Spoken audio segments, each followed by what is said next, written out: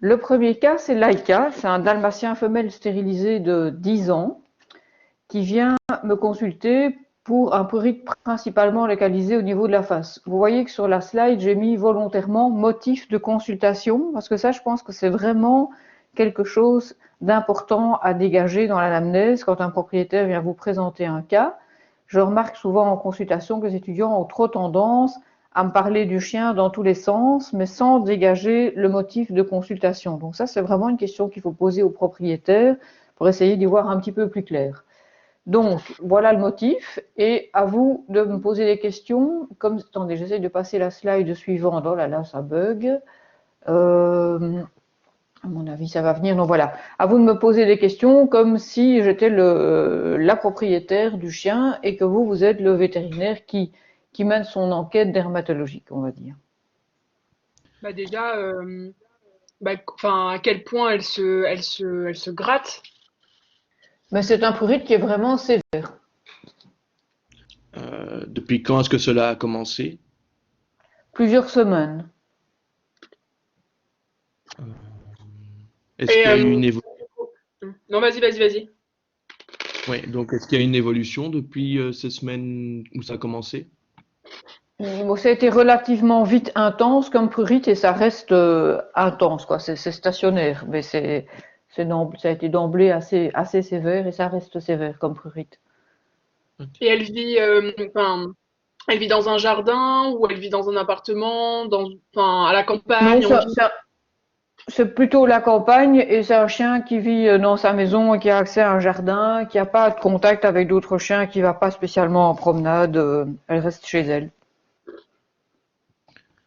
Euh, Est-ce qu'il y a eu un changement de nourriture ou d'environnement récemment? Non, pas du tout. Non, non. C'est un chien de 10 ans qui a toujours vécu là où il a vécu et il a des croquettes de qualité. Et vous êtes est-ce- allé voir un vétérinaire avant de venir. Ah ben bien sûr, hein, quand même. Et alors le vétérinaire, il a donné un peu de cortisone par voie orale, ce qui a permis une amélioration, mais partielle et très temporaire du prurite. Est-ce qu'elle a des antécédents médicaux? Bien non, elle n'a pas d'antécédents ni dermatologiques ni d'autres pathologies. Vous avez voyagé à l'étranger ou pas? Non, c'est un chien qui a jamais voyagé à l'étranger. Est-ce qu'elle a eu un traitement antiparasitaire? Est-ce qu'elle est en ordre de vermifugation, vaccination? Oui, elle est en ordre et comme traitement comme antiparasitaire externe, elle a un collier Seresto qui est toujours valide au niveau de la date. Ok. Mais elle ne Et reçoit pas vous de avez. ravito. Non, non, elle a un collier Seresto comme elle vit toute seule dans son jardin, voilà. Et vous, Sa vous avez propriétaire des. remplace régulièrement. Non, rien du tout. Non, non, il n'y a pas de contagion. Ok. Ok. Vous avez d'autres questions? Non. Pas moi, Non, non. non plus. Non? D'accord. Ok. Alors, bon, là, je pense à un résumé, mais ça, on va pas reprendre puisqu'on vient de le dire. L'examen général, c'est important évidemment de toujours faire un examen général, même si un chien vient uniquement pour un problème dermato, mais donc il n'y a rien à signaler. Et ensuite, je vais vous montrer des photos des lésions et je vais vous demander de me les décrire. Donc, voilà la première photo, la première slide. Donc, comme je vous l'avais dit, c'est principalement un prurite localisé au niveau de la tête. Donc, qu'est-ce que vous voyez? Et qu'il y a bel et Érythème. bien du ouais, érythème. Il y a de l'érythème, oui. Le pyrite est quand même important. Ah ben ça, attends, le prurite, c'est pas des lésions, hein. Le prurite, c'est un symptôme. Non, non, Ici, on mais est dans c'est la... mais le fait qu'il gratte, enfin, Oui, oui, par important, j'ai le fait qu'il gratte, ben, ça se remarque par oui. l'érythème. Donc ici, Les, vraiment, oui. les Il y a petits de points l'alopécie. noirs, ce serait des croûtes, non?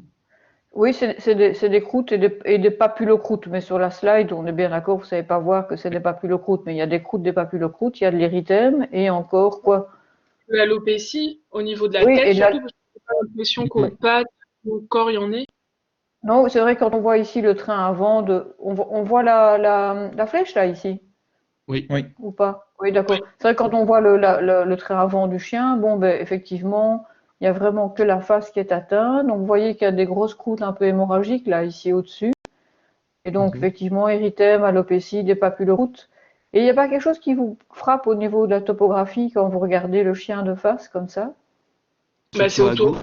sur le nez, les yeux. Oui, oui, non, au niveau, oui, autre chose. Bah, c'est des deux côtés. Oui, mais c'est bilatéral, mais c'est pas symétrique, par contre. Oui, c'est pas Oui. symétrique. C'est pas symétrique, hein, c'est quand même plus sévère là autour de l'œil gauche, quoi. On le voit, hein, effectivement. Et ce qu'on peut voir aussi, si on est attentif, c'est qu'il n'y a pas d'atteinte non plus au niveau des jonctions cutanéo-muqueuses. D'accord? Mhm. Oui. Oui. Oui. Ok. Alors, on va passer à la slide suivante. Je vous le dis en passant, parce que là, j'ai pas fait des photos de près, mais il n'y a absolument pas du tout de lésion au niveau des pavillons auriculaires. Ok. Et l'examen otoscopique est tout à fait normal aussi. Alors, pour le reste, elle n'a pas grand-chose d'autre à part des petites lésions ici au niveau des pattes arrière. Donc là, qu'est-ce que vous voyez? Bah, pareil, hein, de l'érythème, Oui, c'est c'était des un peu lésions coûteux. ouais, c'est des lésions un peu plus circonscrites, hein. Ici, vous voyez, là, il y a deux petites lésions, on va dire circulaires, alopéciques, un petit peu épaissies, avec des croûtes en périphérie. Et ici, il y a une toute petite zone alopécique, mais ça, la propriétaire ne sait pas si c'est une zone récente ou bien si c'est un peu, ou si ça correspond un peu au frottement quand le chien est couché au niveau du jarret, quoi. Ça, ceci, c'est plus récent. Ça, la propriétaire, voilà, vous m'entendez là, parce que j'entends une espèce de bruit dans le fond. Ah Ça oui, n'a Oui, pas oui, oui. vous en- coupé? Ah Non, d'accord, non. ça va. Ok, ça va alors. Donc ici, la propriétaire n'était pas sûre que c'était pas quelque chose un peu plus chronique qui correspondait un peu au niveau du frottement sur la saillie osseuse du jarret. Il y avait aussi, je pense, mais ça j'ai pas la photo, il y avait aussi un léger érythème au niveau ventral et inguinal. Donc voilà, pour le reste, on a fait la description avec donc les lésions bilatérales mais non symétriques et voilà. Alors voilà, on a une anamnèse complète, on a une description clinique complète, donc ça c'est vraiment important. Oh, voilà, j'ai un chat dans la gorge. J'espère que ça va passer. Oui, ça a l'air. Donc, c'est vraiment important d'avoir une anamnèse complète, d'avoir une description clinique complète avec les lésions primaires, les lésions secondaires. La sémio en dermato, c'est vraiment la base de tout. Et donc, voilà, quelles sont vos hypothèses diagnostiques? J'ai mis 5 hypothèses diagnostiques maximum. Ça ne veut pas dire qu'il faut m'en sortir 5, mais de manière générale, en dermato, peut-être dans d'autres disciplines aussi, mais en tous les cas, en dermato, je considère que si on a plus que 5 hypothèses diagnostiques, c'est qu'il faut revoir un peu son anamnèse et sa description des lésions. C'est trop, si vous voulez, hein. Évidemment, c'est un chiffre un peu, un peu absolu, mais vous n'êtes pas du tout obligé de me sortir 5 hypothèses diagnostiques. Mais si vous en avez plus que 5, ça devient quand même un peu beaucoup. Et donc, si vous me sortez des hypothèses, je pense que c'est important de donner les arguments pour et éventuellement les arguments contre, hein. Mhm. Allez-y, je vous écoute, les petits amis. Mais Hum, moi, je pense à une démodécie. Une Mais, démodécie, oui. mais le truc, c'est que l'âge, enfin, je pense qu'on avait dit que c'était quand même plus chez les jeunes qu'on verrait Oui, c'est un la chien de démodécie. 10 ans. Maintenant, ouais, maintenant il y a des démodécies du chien adulte, effectivement, Mhm. ça peut arriver. Mais qu'est-ce que vous en pensez, les autres, de la démodécie? Euh, je sais ça pas aurait si été pour la démocratie, le prurit est si intense que ça. Oui, effectivement. C'est vrai que Ouais. l'intensité du prurite d'emblée très sévère ici, ça colle pas tellement avec avec la démodécie, hein. En plus, bon, le démodex, il vit où? Au niveau Autour des du cou. follicules pileux. hum, Oui, voilà. Donc en général, c'est une alopécie effectivement ouais. inflammatoire avec. euh, et j'entends pas toujours bien. Qui est-ce qui vient de parler là ici? Oui, moi, je disais que Allô. ça allait être plus généralisé. Oui. En fait, je sais pas si les autres entendent aussi, Lorraine, quand tu parles, il y a des espèces de coupures comme ça dans... Oui, on Vous entend. entendez ça aussi?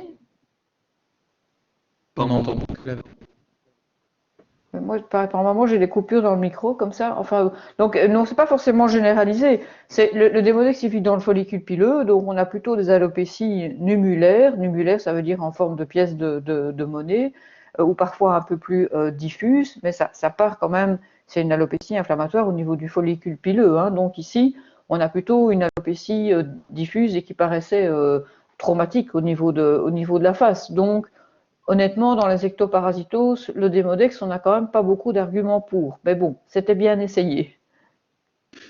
Allez-y, hein, moi je suis pas là pour vous juger, je ne vous cote absolument pas, donc vous pouvez dire toutes les bêtises que vous voulez, hein, jusqu'à une certaine limite. Ça aurait pu être une gale. Et quand tu dis gale, ça veut dire quoi? Parce que gale, tu vois, ça peut être une démodécie là, que tu appelles gale, hein, donc c'est un peu Une gale, vague. Une sarcoptique. Une gale sarcoptique, tant qu'on est dans les ectoparasitoses, puisque on va essayer d'être un petit peu alors de classer les différentes hypothèses diagnostiques par étiologie. La gale sarcoptique. Alors, qu'est-ce qu'il y a comme argument pour ou comme argument contre? Prurite intense. Le prurite intense, on est bien d'accord. Qu'est-ce que vous pensez de la localisation? On aurait eu aux oreilles aussi. C'est vrai que la localisation ici principalement faciale est quand même un peu inhabituelle. C'est quoi, donc tu as parlé des oreilles, c'est quoi les sites de lésions classiques dans la gale sarcoptique? Alors les pavillons auriculaires, Les pavillons auriculaires, oui. la face ventrale aussi du corps. La face ventrale du corps, oui. Et Pointe du cou des jarrets. les pointes des coudes, des pointes des jarrets, oui. Ça, c'est vraiment la localisation classique. Après, ça peut être beaucoup plus étendu, hein, bien entendu. Mais ça, c'est des localisations classiques. Donc, c'est vrai, ici, on a surtout la face. On n'a pas du tout d'atteinte auriculaire. Et on a une atteinte quand même au niveau, en tout cas, du jarret gauche qui était quand même assez marquée. Et le prurite est d'emblée très sévère. OK. Alors, donc, c'est à mon avis une hypothèse effectivement qu'on peut retenir. Maintenant, je vous rappelle que Leica, c'est un chien qui ne sort pas de son jardin. Oui. Mais il y a peut-être, elle sort pas de son jardin, mais il y a peut-être d'autres animaux qui passent, hein, que ce soit, je sais pas, un chat ou autre. Ah oui, Mais est-ce vous que tu êtes crois pas, qu'un chat peut transmettre. Attends, juste une petite seconde. Est-ce que tu crois qu'un chat peut transmettre la gale sarcoptique au chien? Euh, Est-ce que le sarcope, c'est un parasite? Le Sarcoptes canis, c'est un parasite commun aux chiens et aux chats? non, non, pas canis en Non, tout cas. non, non, pas canis, effectivement. Ni un autre sarcopte, hein, d'ailleurs. Oui. Il y a dans le cas de gale sarcoptique, il y a eu deux, trois, enfin même pas, une ou deux publications qui datent déjà d'il y a quelques années, australiennes, je me rappelle, de cas de gale sarcoptique du chien qui avaient été transmises à l'un ou l'autre chat de la famille, mais vraiment des chats qui dormaient dans le même panier que le chien, et c'est vraiment tout à fait exceptionnel. Donc, normalement, la gale sarcoptique, c'est quand même spécifique d'une espèce, et ce n'est pas transmissible du chien au chat. Voilà, à part exception, je vous dis une ou deux publications australiennes. Donc, c'est pas un chat qui passe dans le jardin qui aurait pu éventuellement transmettre la gale sarcoptique à Laika. mais vous vivez, enfin, vous avez un jardin, mais vous vivez où? Plus en ville ou à côté, je Non, sais pas c'est à la moi, de campagne, c'est à la l'établissement campagne. À côté d'un bois. Oui. Et alors là, ça doit faire tilt. Ah, mais il peut y avoir des renards alors. Voilà, il peut y avoir des renards. Et effectivement, Laika, en posant quelques questions à la propriétaire, je me suis rendu compte qu'il y avait un compost dans le fond du jardin. Et le jardin qui est clôturé est juste à la lisière d'un bois, effectivement. Et effectivement, il y a des renards. Donc c'est tout à fait possible, puisqu'un contact indirect peut suffire à la transmission de la gale sarcoptique, hein. D'ailleurs, la part des cas de gale sarcoptique que je vois actuellement, et j'en vois beaucoup plus depuis 3-4 ans, je dirais, c'est presque tous des cas de gale sarcoptique qui sont très probablement d'origine vulpine, donc transmis par les renards. Moi, j'habite dans la vallée de la Meuse entre Namur et Dinan, pour ceux qui connaissent. Et donc, il y a des forêts un petit peu tout le long. Et ça fait 3-4 ans que j'ai vraiment plein de cas de ma clientèle ou référés par des confrères de la région. et c'est des cas, donc ça va un peu entre Namur jusqu'à la frontière française, là jusqu'à Astières j'y vais, et c'est des chiens qui n'ont pas forcément de contact avec d'autres chiens, qui n'ont pas fait de séjour en chenil ou en pension, etc. Mais c'est tous des chiens qui vont promener au bois, ou qui sont lâchés dans les bois, ou qui habitent à proximité d'un bois. Et j'ai vraiment une grosse recrudescence de gaz sarcoptiques d'origine vulpine ces dernières années. C'est le cas en région liégeoise aussi, hein, c'est le cas un peu partout.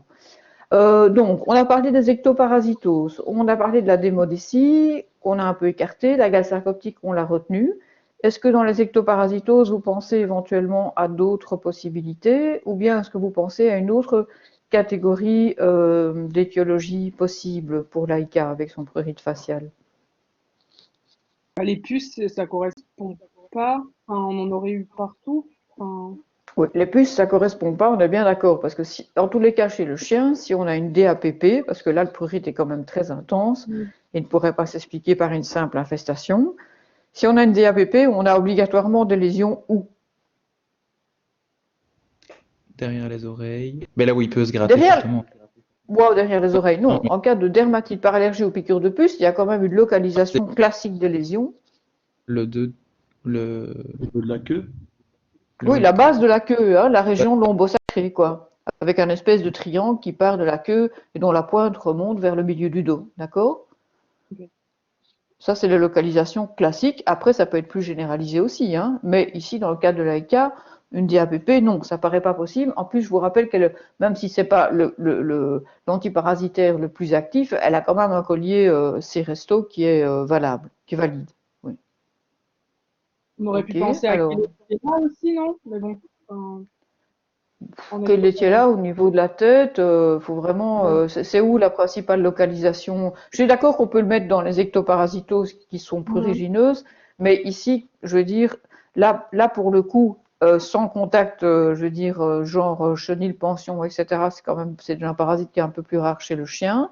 Et la principale, c'est quoi au niveau symptomatologie, la principale, les lésions et la principale localisation en cas de Keletielo chez le chien? C'est des C'est pas squames oui, au sur le niveau du dos. dos. Oui, oui, voilà, c'est principalement un squamosis au niveau dorsal, ce qui n'était pas du tout le cas ici, effectivement. Ok. Donc, dans l'absolu, on peut citer une chélétiélose, mais dans le cas de l'AICA, si on réfléchit un peu, je pense que ça, on le retient pas dans les hypothèses diagnostiques, hein. Donc là, on a parlé des ectoparasitoses. Est-ce qu'il y a une autre catégorie d'hypothèses diagnostiques auxquelles vous pensez qui pourrait expliquer son prurite facial? Les allergies? Oui, les dermatites allergiques. On pense à quoi plus principalement?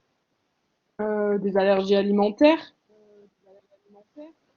Oui, enfin une allergie alimentaire, Mm. effectivement. Qu'est-ce que vous en pensez les autres d'une allergie alimentaire? mais comme il n'y a pas eu de changement du régime alimentaire et qu'elle a 10 ans, c'est quand même étrange. Enfin, ce serait Ah étrange. voilà, t'es tombé dans le piège habituel. Oups. C'est bien, comme On ça on peut- peut, oui, parce que chaque fois ça ressort. Est-ce que tu crois que le fait qu'il n'y mais ait on pas eu de peut, changement alimentaire, ça permet d'exclure une allergie alimentaire? mais non, elle peut devenir allergique avec le temps. Enfin, Oui, tout à fait. On peut avoir une sensibilisation à un allergène alimentaire qu'on appelle aussi trophallergène. On peut avoir une période de sensibilisation qui dure des mois, voire des années, hein. Donc le fait qu'il n'y ait pas eu de changement alimentaire ne permet pas du tout d'exclure une allergie alimentaire. D'accord? Ok. Et ça, c'est vrai que c'est marrant parce qu'à chaque fois, ça, on me le sort, quoi, effectivement. Et donc, c'est vrai que c'est plus rare, mais potentiellement, une allergie alimentaire qui commence chez un chien de 10 ans, c'est possible. Même si, bon, dans la littérature, quand on lit, quand on fait un peu les revues de littérature sur l'allergie alimentaire, on a l'impression qu'il y aurait environ 30% des cas qui démarrent avant l'âge d'un an, mais voilà, on peut de temps en temps avoir des allergies alimentaires chez des chiens plus âgés aussi, hein. Donc, je pense que dans les dermatites allergiques, on peut retenir cette hypothèse-là. Est-ce qu'il y a autre chose dans les dermatites allergiques qu'on pourrait retenir ou exclure comme hypothèse? Atopique? L'atopique, mais c'est pour les plus jeunes. Oui, voilà, une dermatite atopique, par contre, ça paraît moins probable, hein. Une dermatite atopique, ça commence à quel âge en général? 5 mois? 5 mois, qui dit moins, qui dit plus? Je dirais vers 6 mois. Ouais, 5-6 mois. Voilà, la grosse fourchette, c'est entre 6 mois et 3 ans. d'accord?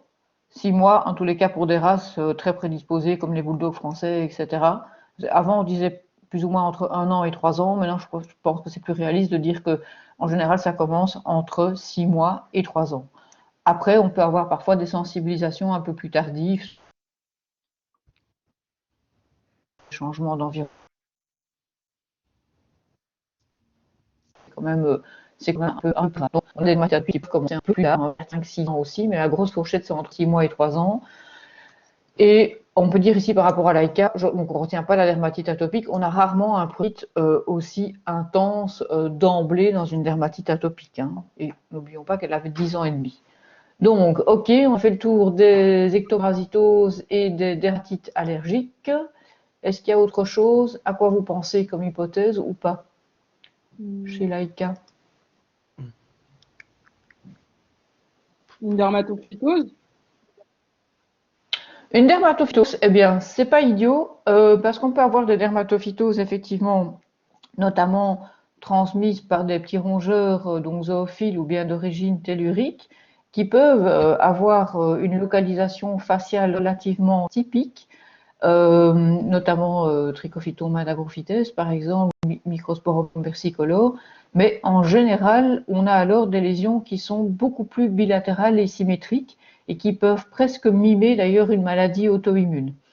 Ceci dit, voilà, donc c'est vrai qu'on a ça notamment chez des chiens de chasse. Et à l'histo, on peut avoir des lésions qui sont similaires à celles, par exemple, d'un Pemphigus foliacé, avec des spores et des filaments mycéliens. Et donc ici, ben, c'est quand même un chien, comme on l'a dit, en bordure de bois, etc. Et donc c'est vrai que la dermatophytose, on pourrait le retenir dans les hypothèses diagnostiques. Ce qui est un peu plus étonnant, c'est le côté extrêmement prurigineux, mais c'est pas incompatible. Donc on pourrait garder cette hypothèse-là, mais peut-être la mettre un petit peu entre parenthèses. Mais disons que c'est pas la première qu'on va mettre dans l'ordre d'importance, quoi. Ok. D'autres idées? Ou bien c'est bon? C'est bon.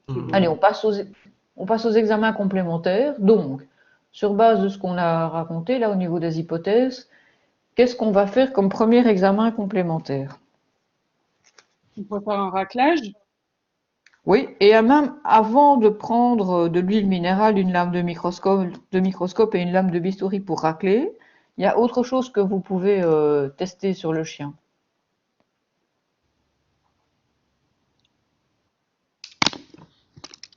Sans prendre d'instruments, sans prendre quoi que ce soit. Bah, on regarde sa peau, non? Oui, non, Si mais jamais rien qu'avec vos petits doigts, vous pouvez faire quelque chose. on va le Toucher, gratter. Je sais pas. oui, toucher une croûte. Réflexe autopodal, non, ça Non. servit. Réflexe autopodal, j'ai entendu. C'est quoi le réflexe Euh, autopodal? C'est quand on stimule la base de l'oreille et il faut que le chien non, fasse le signe de grattage avec sa patte membre inférieur, enfin membre postérieur, mais dans ce cas-ci, c'est Oui. pas pertinent de le faire. Enfin, on peut le faire, mais je pense pas que ça. Et pourquoi ce serait pas intéressant de le faire ici? Bah oui, non, on pourrait quand même le faire. Bah, Bah, si on avec ça la indiquerait gamme, peut-être oui. une atteinte du conduit auditif, quoi. Enfin, qu'un parasite se trouve dans l'oreille. Ça, Ah, pour toi, c'est significatif, un parasite qui se trouve dans l'oreille, le réflexe Mais non, autopodal. Et les autres, vous en savez quoi, le réflexe autopodal? bah non, moi j'aurais C'est dit que le significatif. réflexe, si on gratte à l'extérieur, ça serait pour voir si ça serait pas éventuellement une gale.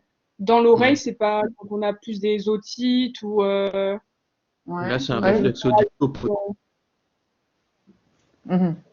Ok, effectivement, donc le réflexe autopodal, c'est intéressant de le faire, hein, puisque dans notre première hypothèse, c'est quand même une gale sarcoptique, d'accord? Mhm. Alors, c'est pas pathognomonique, mais c'est très suggestif du gaz sarcoptique. Et comme on l'a dit, il ne faut pas confondre avec un réflexe auditopodal. Là, c'est effectivement quand on a une otite ou une inflammation du conduit auditif. Si vous mettez un écouvillon ou un otoscope dans l'oreille et que le chien commence à pédaler avec la patte arrière, ça, c'est le réflexe auditopodal.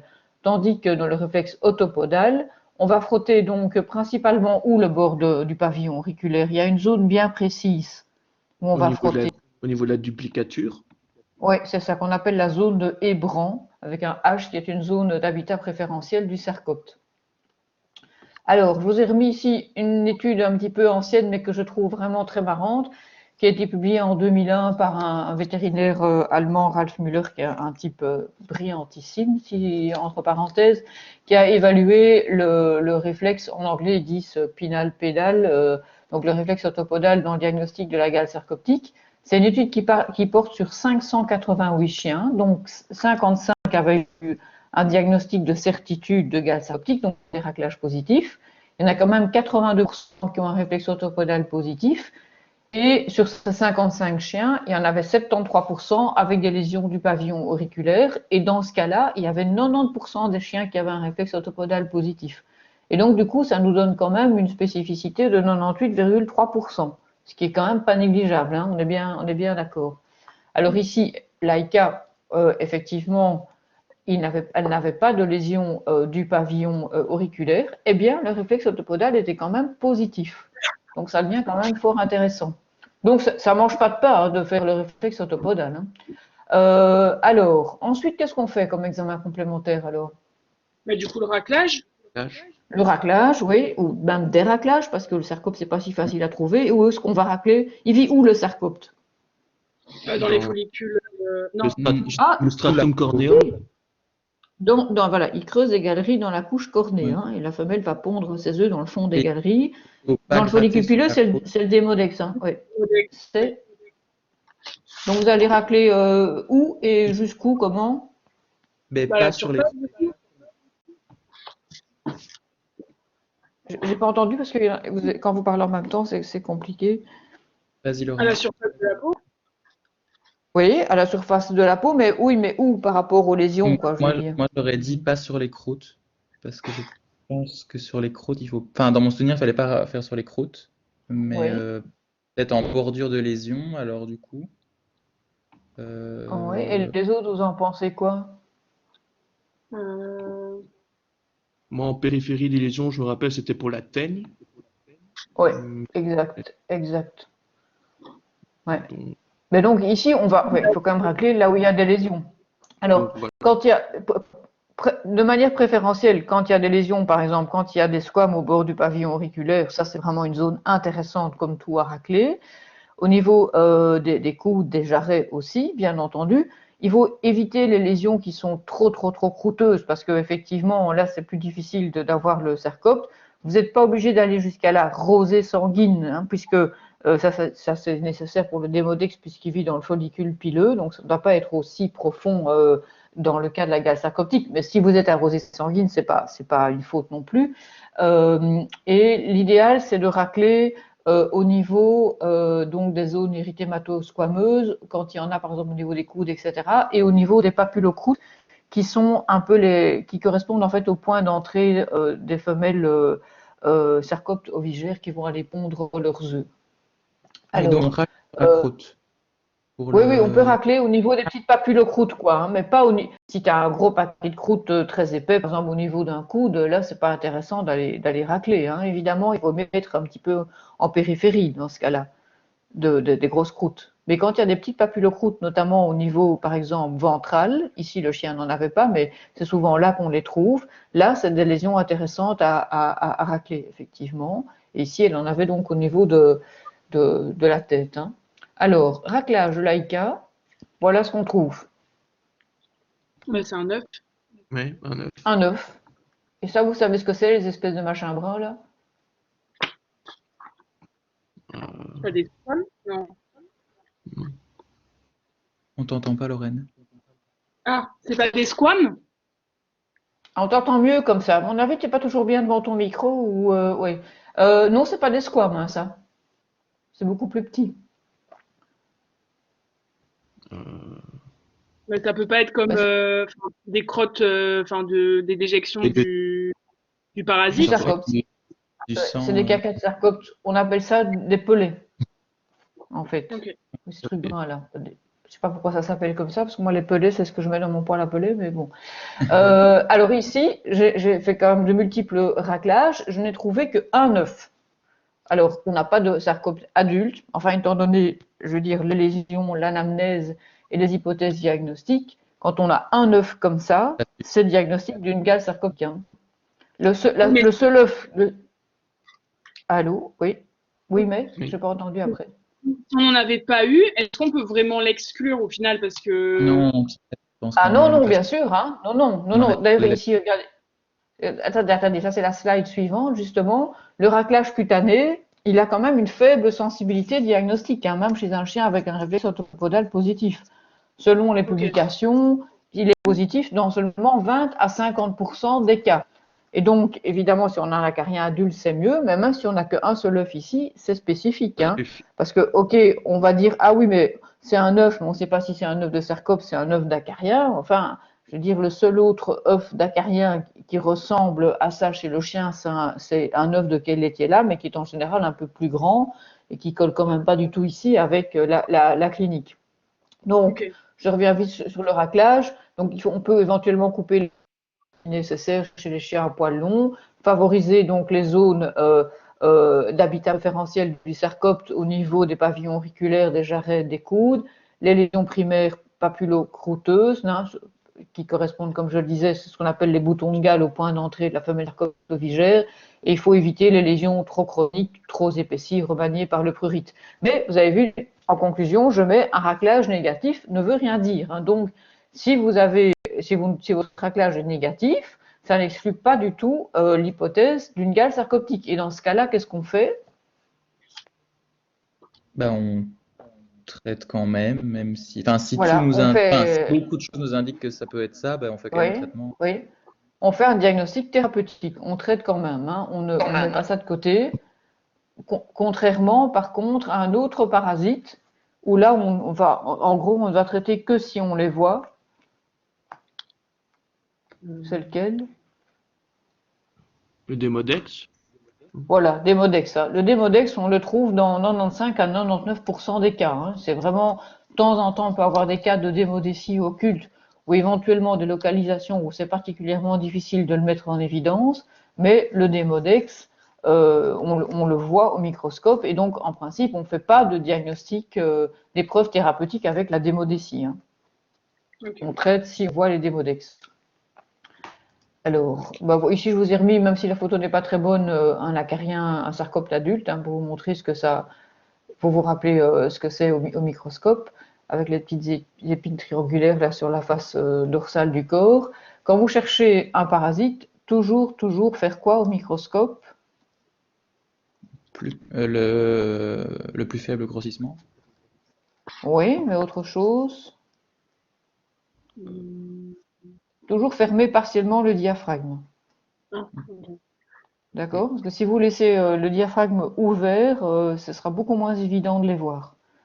Ok. Parce qu'il y aura trop de lumière, on verra beaucoup moins les parasites. Donc toujours fermer partiellement le diaphragme. Et alors quand on recherche, vous avez vu ici, on n'a j'avais qu'un seul œuf, je pense, toute la lame. Donc c'est vraiment important quand vous balayez une lame au microscope, si vous recherchez un démodex et encore plus un sarcopte ou un autre parasite, de faire systématiquement tout le tour de la lame en balayant la lame de gauche à droite et de haut en bas ou bien dans le sens inverse. Mais vous voyez, il ne faut pas faire une recherche anarchique en mettant votre lame une fois à gauche, une fois à droite, etc. Vous risquez de passer à côté. Il faut vraiment être systématique et le faire de haut en bas et de droite à gauche. Donc pour le sarcopte, effectivement, même si on n'a qu'un adulte ou un œuf, ce sera diagnostic.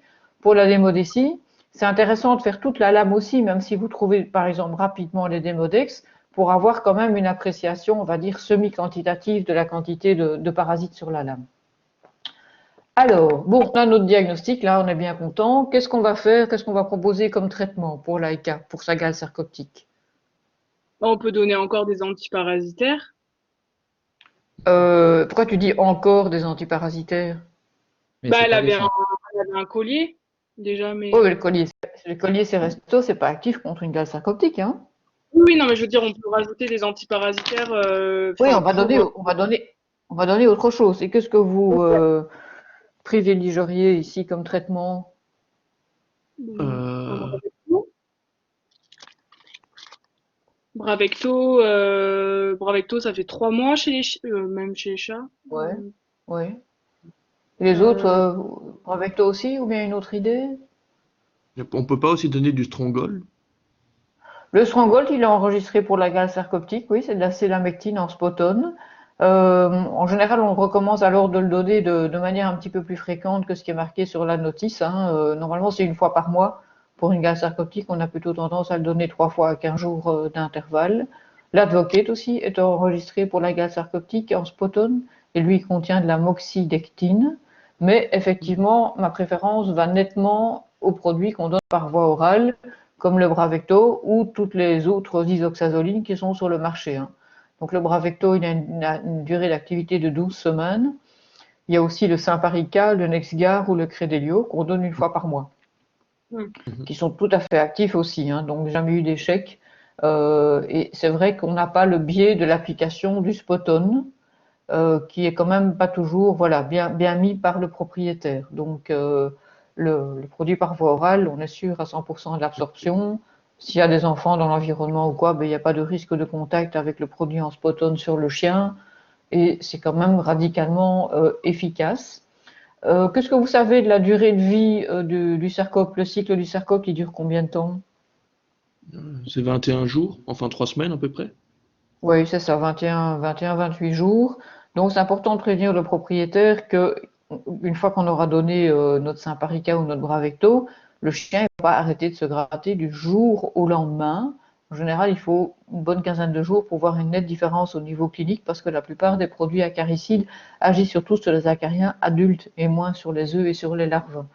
Donc, du coup, qu'est-ce qu'on fait? Ici, on a quand même un prurite intense. Est-ce qu'on dit au propriétaire, écoutez, on traite juste avec un acaricide et il va falloir patienter, ou bien est-ce qu'on donne quand même quelque chose pour le prurite? Enfin, s'il existe des shampoings, enfin quelque chose de voilà de topique, ça vaudrait le coup justement de Oui, ce temps c'est- d'un jour. oui, mais seulement ici, je te rappelle que c'était quand même principalement localisé au niveau de la face, hein. Donc, les topiques, c'est quand même pas super simple à utiliser. Notamment si tu penses à un shampoing, etc. Au niveau de la tête, c'est pas super pratique.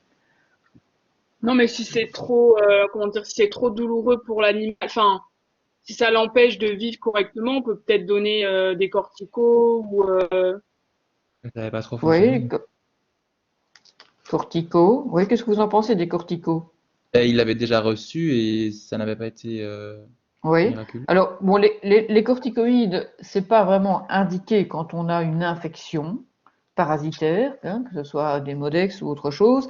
Ici, bon, par contre, c'est vrai que on peut en donner, mais pour une courte durée à ce moment-là. Si on donne des corticos dans une gale sarcoptique, à partir du moment où on sait qu'on a mis un traitement acaricide en place et qu'on est sûr du diagnostic, on peut se dire, OK, on va donner 0,5 mg/kg de prednisolone pendant Et 8-10 jours, sinon, on effectivement, peut ça on donner de peut le la faire. poquel. Voilà, on peut donner de l'apoquel, qui a sans doute un petit peu moins d'effet, enfin, qui est aussi quand même un immunomodulateur. Donc, on ne va pas le donner, à mon avis, 2 fois par jour, mais on peut le donner une fois par jour sans problème pendant 10 ou 15 jours, hein, le temps que le produit acaricide agisse. Donc, ici, c'est ce qu'on avait donné. J'ai donné de l'apoquel chez ce chien. Mais quand il y a un prurite intense en cas de gale sarcoptique, ça touche vraiment à la qualité de vie du chien, hein. C'est vraiment, il y a pas grand-chose qui fait qu'un chien peut se gratter autant qu'avec une gale sarcoptique. C'est vraiment des chiens qui se grattent non-stop, qui vont se gratter la nuit, etc. Et donc, c'est quand même important d'essayer de soulager le prurite du chien pour pour une courte durée, pour qu'il retrouve quand même une qualité de vie un peu plus, un peu meilleur, hein. Alors, si on a des lésions plus généralisées, effectivement, les traitements topiques, notamment sous forme de shampoing, si on a des états kératoséboriques très sévères, peuvent aussi aider d'un point de vue cosmétologique. Mais ici, comme la localisation était principalement faciale, on n'a pas mis de traitement topique en place. Et Ok, autre est-ce chose à... Oui. qu'on pense à donner, enfin, est-ce que c'est judicieux de donner des antibiotiques dans ce cas-ci ou on évite? Ah, qu'est-ce que vous en pensez, les autres? Je me posais la question. Euh, Parce qu'elles font quand même des trous dans la peau et potentiellement, enfin, des je pense surinfections, je sais qu'il pas. pourrait y avoir une infection, mais Ici, honnêtement, on n'a pas d'infection bactérienne, donc il n'y a absolument pas d'intérêt de donner des antibiotiques. Ok? ok. Mais dans un cas où on aurait une surinfection bactérienne qui est visible et présente, oui, éventuellement, on pourrait donner une antibiothérapie, mais il ne faut pas donner des antibiotiques d'office parce que tu as une gale sarcoptique. Ici, on n'a pas de lésion avec une infection bactérienne secondaire, donc ce n'est pas du tout nécessaire de donner des antibiotiques. OK? Oui. Donc, il ne faut pas en donner, certainement pas en donner d'office en se disant ah ben le chien se gratte, donc il y a une petite surinfection bactérienne, donc ça va l'aider d'avoir des antibiotiques. Hein. Non, ça non. Ici, c'est juste pour vous rappeler les lésions un peu plus classiques de gale sarcoptique. C'est vrai que l'ICA, c'est un cas que j'aime bien parce qu'il est un petit peu atypique avec sa localisation faciale. Ici, vous avez un border collie que j'avais vu il y a 1 an ou 2 à la CVU, avec des lésions beaucoup plus classiques. Bon, à distance, on voit déjà qu'il y a des lésions au niveau des coudes, au niveau ici du jarret, au-dessus, en dessous. Sur l'autre côté du chien, ben là, on voit que les lésions sont carrément beaucoup plus étendues. Hein. Vous voyez ici, au niveau du flanc, il y a quand même une large zone d'alopécie et d'érythème. De nouveau, des lésions au niveau épaissi, au niveau des coudes, des lésions au niveau du membre postérieur, au-dessus et en dessous du jarret. Des lésions ventrales aussi beaucoup plus étendues. Hein. Là, le chien, il est quand même tout dénudé, donc on a vraiment une alopécie qui est beaucoup plus sévère, avec des petites squames-croûtes à gauche, à droite. Un poil très rêche, même si ça ne se voit pas sur la photo. En plus gros plan, ici, pointe des coudes et des jarrets. Ici, on voit des lésions qui sont beaucoup une espèce de cale, si vous voulez, avec de l'érythème en périphérie, des croûtes et des lésions plus classiques au niveau des pavillons auriculaires. Ici, la petite érosion, ça correspond à la zone de raclage. On voit bien qu'il a des squames là sur tout le bord du pavillon. Il y a aussi de l'érythème et il y a une alopécie de la face externe du pavillon aussi à force de se gratter. Hein. Bon, voilà, ça c'est un cas plus classique évidemment où vous allez y penser. D'autres questions avant qu'on passe au cas suivant? Il y a une remarque ou l'autre ou des questions supplémentaires que vous voulez poser sur le cas de l'ICA ou sur la gale sarcoptique? Non, pas pour ma part. Non. D'accord, ok. Du coup, aussi juste une question du coup, quand on donne du Bravecto, on est protégé, Oui. enfin on protège l'animal contre puce, tique, démodex et gale sarcoptique. Oui, tout à fait. Et même Galettielos, si tu veux. Et aussi gale auriculaire. Alors, en fonction des isoxazolines, ils ont des enregistrements un petit peu différents. Tu vois, par exemple, je crois que le Simparica, la gale sarcoptique, etc., c'est marqué sur la boîte. Mais ils ont tous le même spectre d'action. Hein. Donc, que ce soit le Bravecto, le Simparica, le Nexgard ou le Credelio, c'est d'office puce, tique, gale sarcoptique, démodex, Galettielos et Otacarios, quoi. D'accord? Ok. Enfin, Galettielos, ça, je pense qu'il n'y en a aucun qui a l'enregistrement. Je pense que ça, il n'y en a pas qui ont l'enregistrement. Voilà. Donc, alors, on passe au suivant. Le suivant, c'est Booba. On change d'espèce. On est avec un chat. Un chat européen, mâle castré de 9 ans, qui vient, vous allez croire que c'est une obsession, mais non, pas du tout, mais c'est un peu un hasard. Il vient aussi pour un prurite sévère au niveau de la tête, mais également au niveau du cou, depuis environ 2 mois, le Booba.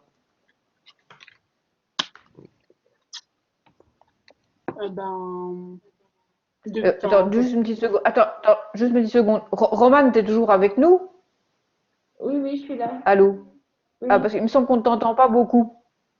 Non, mais Tu fais autre chose ou quoi? Non, non, je note. Non? Bah oui, bah, si tu pouvais participer un petit peu aussi, ce serait cool. Hein. Oui, mais j'avais une question, mais Euh, je pense. Bon, alors, Booba, donc prurite depuis 2 mois au niveau de la face et du cou, prurite sévère. Ok. Question au propriétaire. Du coup, est-ce qu'il a le propriétaire, est-ce qu'il a quelque chose sur son corps? Est-ce que le propriétaire se gratte aussi? Oui, donc tu as le propriétaire devant toi et tu vas lui dire, est-ce que vous avez quelque chose sur le corps? C'est quand même un peu, c'est un peu osé, hein, ça, comme question. Hein, donc, non, c'est c'est pas la Pierre. première question qu'on va poser. Oui, donc, mais non, le propriétaire n'a rien sur le corps. Non, mais comment va l'animal, déjà? Comment va l'animal? Eh ben, c'est une bonne question, effectivement, parce que le chat, la propriétaire ne le trouve pas en grande forme. Son appétit est diminué. il y a un peu un changement de comportement, il est moins dynamique, il va se cacher à des endroits inhabituels. Est-ce qu'il a des Donc, c'est antécédents toujours, dermatologiques? donc je reviens juste à ce point-là. C'est toujours important de demander s'il y a des symptômes généraux ou pas, évidemment, hein, d'accord? Est-ce qu'il y a des antécédents dermatologiques? Ben non, il n'a pas du tout d'antécédents dermatologiques.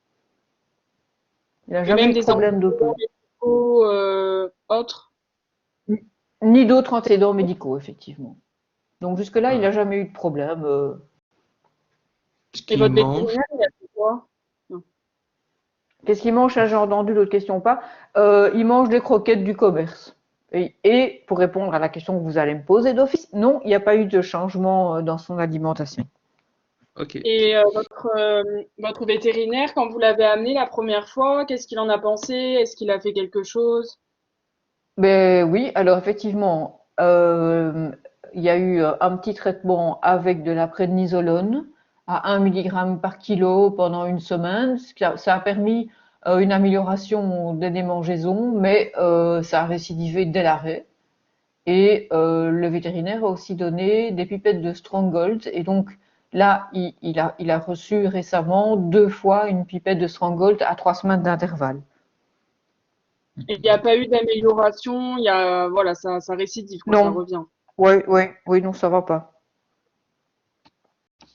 Euh, Est-ce qu'il vit avec des congénères? Ben non, il vit tout seul avec ses propriétaires et il sort dans un jardin. Donc c'est un chat classique, quoi, maison plus jardin. Ok. Et il est en ordre de vaccin, je sais pas si on a posé ça. Oui, il est régulièrement vacciné, vermifugé. Voilà. Bon, je pense que vous avez posé toutes les questions, à moins qu'il y ait autre chose qui vous passe par la tête. Euh, Non. Non, Rien. d'accord, ok. Bon, alors, voilà Booba, hein, qui a quand même pas l'air en grande forme, effectivement, quand on le voit comme ça. Donc ça, c'est les lésions au niveau de la face. Qu'est-ce que vous voyez? Donc là, déjà, il y a quoi? Il y a comme Il y a une une, croûte. oui, Ouais. une croûte Ben, ça hémorragique. saigne, hein. Donc oui, oui, c'est même une lésion érosive, voire même ulcérative ici, hein, d'accord? Alopécie croûteuse, là, ici, vous voyez, à la base du pavillon Oui. auriculaire, là, du côté droit. Et alors au niveau de la face, là, qu'est-ce qu'on voit? Ici, on voit aussi. C'est des petites croûtes ou Il y a des Je sais pas croûtes, si. hein, il y a des lésions croûteuses, ici en dessous de l'œil, au-dessus de l'œil, et un petit peu sur le chanfrein. Mhm. Dac? Ok. Ok, bon, alors on voit les croûtes ici aussi, hein, là sur le chanfrein, il y a des petites croûtes. Les lésions sont beaucoup plus sévères au niveau du cou Oula. et au niveau de, ouais, ben oui, effectivement, oula, comme tu dis, hein, donc t'as le chat sur la table, oula, effectivement, il vient pas pour rien. Donc ici, au niveau de, ah, j'étais trop vite, au niveau de l'oreille droite, là, au niveau de la face Bah, externe du pavillon auriculaire, qu'est-ce il y a qu'on voit? une On a une zone, large, une, ouais, ouais, une zone érosive. ouais. Oui, bon, on voit qu'il y a de l'alopécie, qu'il y a l'érythème, et au centre, on a une large zone érosive et croûteuse, hein, voire même ulcérative, hein, ici. Vous voyez, là. Donc, il y va pas de main morte quand il se gratte, ce pauvre chat. Et ici, au niveau de la face latérale du cou, du côté gauche, qu'est-ce qu'on voit? Je Là. vois très bien. Pareil, des espèces de Oui, croûtes Oui, mais là, boulonneuses. on a une large. De Oui, c'est l'alopécie. ulcératif et sointant. Ici, on a une large zone. Enfin, ici, vous voyez effectivement, c'est un peu hémorragique, donc c'est ulcératif. Il y a des grosses croûtes hémorragiques là, là, ici, ici. Et cette lésion-ci, elle est épaissie, elle est particulièrement sointante, quoi, effectivement. Donc, il n'y a pas de lésion primaire en soi, hein, c'est toutes des lésions secondaires, hein, pratiquement. OK. mhm. Donc voilà, ça c'est un petit résumé, mais bon, vous avez vu les photos, donc on va passer. Donc, on peut poser un diagnostic clinique de prurite cervico-faciale, hein, jusque-là, ça ne mange pas de pain. Et puis à partir de là, quelles sont vos hypothèses diagnostiques? Vous avez l'anamnèse, vous avez la clinique. L'examen général, il n'a pas de température, hein, je précise, et il n'y a pas non plus d'adénomégalie ou quoi rapporté. Ben, comme tout à l'heure, on peut penser à des Modex. Ouais. Oui, donc attends, alors si tu penses à des modex, on va dire qu'on part dans les ectoparasitoses. Alors, dans les ectoparasitoses, la première à laquelle tu penses, c'est un démodex. Les autres, Bah, mm, Non, moi j'aurais pensé à ça tout de suite, mais enfin, je sais pas. Ben, ça fait un peu comme tout à l'heure, non? Au niveau de la je sais pas. Ouais. Enfin, tu peux difficilement comparer le chien et le chat au niveau des parasites, hein. Déjà, tu Oui. vois, si tu dis ça fait un peu comme tout à l'heure, comme argument, tu vois, c'est un peu, un peu short, hein. Non, mais c'est localisé au niveau de la face. Ben, le cou, c'est pas la face. Enfin, oui. Mais non. Enfin, C'est la Ouais, face bon. et le cou, hein. Ici, c'est la face Ouais, il y et avait le les cou. deux, hein. Prurite très Ah, donc sévère, effectivement. quand on dit la face et le cou, c'est bon. Ok. Ben, c'est face et cou, c'est cervico-facial, quoi, ici, hein. Euh, Ah oui, bon. Ben, ça peut être ben, une forme violente de teigne, mais je sais pas. Est-ce qu'on peut On pourrait dire, l'exclure ou est-ce que ça a un intérêt d'y penser ou... non, on peut garder. C'est un chat qui sort, et c'est vrai que la teigne chez le chat, c'est un aspect extrêmement polymorphe. Et donc, même si c'est pas la première hypothèse qu'on va mettre en avant ici, on peut garder une dermatophytose si on pense aux différentes causes possibles de prurite cervico-faciale chez le chat, tout chat confondu. On peut garder certainement une dermatophytose, surtout chez un chat qui a accès à l'extérieur. Maintenant, c'est vrai que effectivement, il y a quand même ici une sévérité du prurite qui est vraiment très, très, très, très importante. Les lésions ne sont pas non plus vraiment typiques, mais comme je le disais, c'est très polymorphe la teigne chez le chat. Donc, ce n'est pas la première hypothèse diagnostique à laquelle on va penser, mais on peut garder cette hypothèse-là dans l'absolu si on envisage un prurite cervico-facial chez le chat. Mais c'est certainement pas la première chose à mettre en avant. Les premières hypothèses à mettre en avant dans un prurite cervico-facial chez le chat, c'est quoi?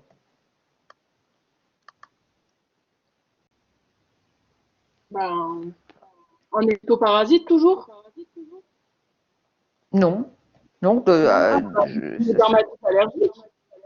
Oui. oui, c'est des dermatites allergiques, hein. Les principales causes de prurite cervico-faciale chez le chat, c'est une dermatite allergique. Et donc, qu'est-ce qu'on a comme dermatite allergique que vous connaissez chez le chat? Des puces. Alimentaire? J'ai Ben, entendu la autre chose avant. diabète, mais c'est pas La c'est pas la DAPP. Ouais, qualité préférentielle, mais une, c'est dia- quand même ça. une, dia- une DAPP, une allergie alimentaire, oui. Alors, c'est vrai Atopique. qu'une DAPP et une dermatite atopique. Alors, la dermatite atopique chez le chat, moi, je mets ça un peu entre guillemets, hein, parce que c'est quand même très empirique comme diagnostic. Donc, la DAPP, on peut y penser dans un prurite cervico-facial sévère, même si c'est quand même rare de ne pas avoir d'autres lésions sur le corps, notamment des lésions papulocroûteuses de dermatite miliaire au niveau de la face dorsale du corps. Ça reste quand même l'allergie number one chez le chat, donc oui, il faut quand même y penser. L'allergie, mais ce châssis, je vous rappelle qu'il avait reçu quand même 2 fois du Stronghold à 3 semaines d'intervalle avec 0 effet. La deuxième hypothèse, allergie alimentaire, oui, certainement dans le prurite cervico-facial, c'est même une délocalisation préférentielle. Et par exclusion, dans les dermatites allergiques chez le chat, quand on est sûr d'avoir exclu par un traitement anti-puce strict une DAPP, et quand on est sûr ou à peu près sûr d'avoir exclu une allergie alimentaire, il reste, moi, ce que les anglo-saxons appellent, et je préfère cette appellation-là à la dermatite atopique, les anglo-saxons, ils parlent de non-flea, non-food hypersensitivity dermatitis, enfin, avec mon accent. Enfin, soit vous avez compris ce que je voulais dire. Et donc, effectivement, à ce moment-là, on est plus face à une allergie probablement environnementale. On parle aussi de syndrome atopique félin, etc. Donc voilà, la dermatite atopique chez le chat, c'est quand même pas du tout quelque chose d'aussi bien connu et facile à diagnostiquer, enfin facile, entre guillemets, que chez le chien, hein. Donc, j'aime bien cette appellation anglo-saxonne de non-food hypersensitivity dermatitis. Donc, ça, c'est quand même les premières causes de prurite cervico-faciale chez le chat, c'est les dermatites allergiques. Alors, ensuite, on a parlé de dermatophytose, et ensuite, on peut parler d'ectoparasitose. Ok. Mhm. Et là, lesquels? Ben, on peut pas avoir des aoutas? Des aoutas, oui, pourquoi pas. On peut avoir une trombiculose et on peut même avoir une hypersensibilité à Trombicula autonalis, mais ici, c'était pas la saison, c'est un chat qui a été vu en hiver. Alors, Oui. c'est rare aussi d'avoir vraiment des lésions au niveau du cou, comme ça, même avec un chat qui a une hypersensibilité aux aoutas. Ce qu'on a, manière, je reviens sur la photo, ça par exemple, ici, des lésions au niveau de la base des pavillons auriculaires, avec les aortas, c'est assez fréquent. On peut avoir des petites croûtes là au niveau de la base des pavillons auriculaires, mais souvent on les trouve aussi au niveau de la duplicature de l'oreille, hein, donc c'est quand même déjà plus rare d'avoir des lésions aussi sévères que ça. Mais dans l'absolu, ok, dans les ectoparasitoses, si ça avait été la saison, on pourrait penser à une hypersensibilité aux piqûres de Trombicula autonalis. Autre chose, Des poux? des poux. Bon, Oui. alors des poux, c'est quand même relativement rare chez le chat. On peut éventuellement avoir des poux, mais enfin ici c'est un chat qui n'a pas de contact avec d'autres chats, etc. Donc oui, on peut avoir des pédiculos chez le chat, mais c'est quand même pas non plus très fréquent. Mais c'est un parasite du chat, oui, effectivement. Bah là, je vois pas rien. Oui, je vois pas d'autres choses. Enfin. Alors, vous n'avez pas posé la question, mais je vais vous le préciser.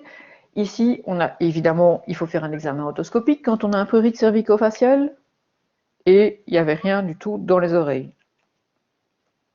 Oui, parce qu'il aurait pu avoir une otite, en fait. Ouais. Et se Une otite gratter alors. parasitaire, par exemple. Ouais. Oui, tout à fait. Ici, il n'y avait rien du tout. OK. Tout à l'heure, on en a. Je ne sais plus qui a dit ça directement. Et j'ai dit que c'était qu'on commençait pas par là, mais dans les ectoparasites chez Par le la chat. teigne, La peut-être teigne, par non, ça, on exemple. en a parlé de la teigne. Hein. Non, Demodex. Ça, je ne mets pas dans les Ah, ectoparasites. des modex. Les Modex. Demodex. Des modex chez le chat, c'est rare. C'est certainement pas la première chose à laquelle il faut penser dans un prurite cervico-facial. C'est pour ça que je voulais d'abord qu'on parle des allergies. Mais on peut avoir des démodécies au niveau de la face, effectivement. Ok, donc qu'est-ce qu'on a encore oublié comme autre ectoparasite? Donc, on a parlé de Trombicula. Bon, Chez Autodectes les sinotis, ouais, on a dit qu'il n'y avait pas d'otite parasitaire. Chez les Thiélades, de nouveau, bon, oui, ok, c'est un parasite du chat, mais Ouais, qu'est-ce que ça donne comme symptômes principalement? ouais, Des surtout des squames. squames au Donc, niveau oui, au niveau dorsal-lombaire, donc c'est vrai que c'est pas du tout une localisation de l'oreille. classique au niveau de la face. Hmm. Si on n'était pas en Belgique, on pourrait peut-être éventuellement penser à un autre parasite La qui lui est leishmania. spécifique de l'espèce. Oh non, non, non, non, qui est Mais non, spécifique de c'est l'espèce. rien. Ouais, un autre ectoparasite Euh, spécifique du chat. Notoïdres. D'habitude, souvent les étudiants en Belgique. Oui, voilà, Notoïdres rescati. Notoïdres rescati, ça provoque un casque croûteux sur la tête et sur les pavillons auriculaires. Mais c'est vrai qu'en Belgique, on n'en a pas. Moi, j'en ai jamais vu. Par contre, c'est endémique en Italie. Donc ici, c'est pas un chat qui revient d'Italie, mais un chat qui aurait été adopté en Italie, par exemple. On pourrait se demander si on n'a pas Notoïdres rescati. Mais bon, c'est vraiment. Il faut savoir que ça existe, mais en Belgique, il n'y a pas de cas autochtone à ma connaissance de Notoïdres rescati chez le chat. Ok, alors, examen complémentaire. Qu'est-ce qu'on va faire dans un premier temps, de simple? Ben, calque. Oui, ok. Un examen cytologique, c'est une bonne idée. Quand on voit ce type de lésion, je vous ai dit qu'ici, c'était des lésions très sointantes, ok. C'est sûr que c'est intéressant. Là, c'est moins évident parce que c'est déjà un peu sec et croûteux. Donc, si on passe une lame de microscope là-dessus, on va pas avoir grand-chose qui adhère. Mais là, c'est une lésion très sointante. Donc, on va faire une cytologie, ok. Et qu'est-ce qu'on va faire d'autre dans un premier temps aussi? Un raclage cutané. Et on va faire aussi des raclages, ok. Donc, ça, c'est déjà les deux premiers examens complémentaires qu'on va faire. Alors, raclage, tac. Un Oh, Demodex. Ah eh bah oui, oui. un démodex, effectivement. Démodex cati. On reparlera des Hum, différentes espèces de démodex après. Oui, qui est rare quand même chez le mais chat. Hein. C'est moi, quand j'avais même, juste ça une reste rare. question. Oui. Est-ce que on. Enfin, je sais plus trop, hein, j'ai peur de dire une bêtise, mais est-ce qu'ils sont pas commensaux sur les animaux, les démodex?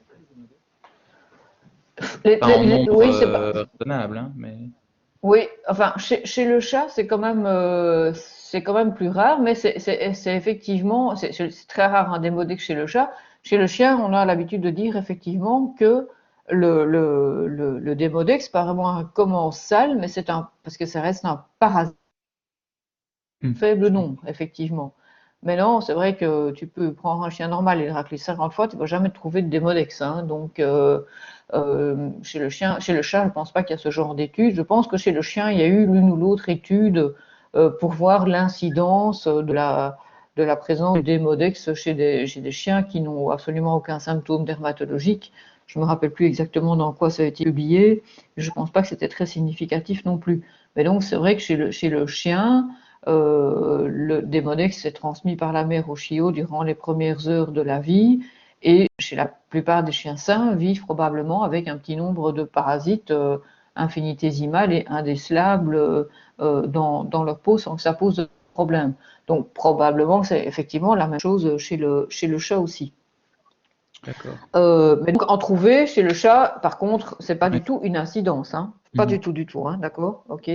Mais on peut dire effectivement, en général, c'est ce qu'on rapporte que Demodex cati, comme Demodex canis, fait partie de la flore normale du chat et que c'est un parasite qui réside dans le follicule pilosébacé, effectivement. Mais donc c'est pas du tout par hasard qu'on peut trouver ça chez le chat. Donc ça c'est le raclage. Donc déjà, quand vous trouvez un démodex chez le Il chat, faut le il faut vous ratraiter. assurer que. Oui, oui, une petite seconde. Alors, on va d'abord faire la cyto. Donc là, on fait des bonds derrière son microscope hein, quand on trouve un démodex chez le chat. C'est vraiment très rare. Alors, la cyto, donc on fait un calcul par impression au niveau de la lésion très pointante au niveau du cou. Et alors là, qu'est-ce que vous avez? Des Beaucoup de neutrophiles. neutraux. Ça, c'est quoi? Des neutrophiles qui sont très dégénérés, hein. On voit que le noyau est vraiment multilobé, hein, d'accord? Et on plus les limites cellulaires. Et là, qu'est-ce qu'on a? Les bactéries. C'est des Macro. bactéries, oui. euh, Oui, ça ressemble à quoi ces bactéries? À des coques. À des coques, voilà. Et on voit qu'on en a en position extra et intracellulaire. On a une phagocytose bactérienne. mhm.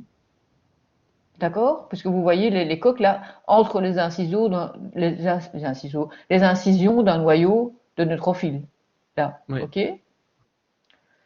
Donc c'est déjà pas mal. Avec rien que 2 examens microscopiques, on peut déjà poser un diagnostic de démodécie féline et de pyodermite bactérienne chez ce chat. Alors, Mm. rappelez-vous un petit peu de l'anamnèse. Est-ce que du coup, on n'est quand même pas, notamment quand on a un démodex chez le chat, est-ce qu'il n'y a quand même pas un autre examen complémentaire que vous envisageriez d'emblée? Bah, il avait pas l'air bien, donc je me dis qu'une prise Oui, de sang, enfin, il était voilà, âgé en exactement.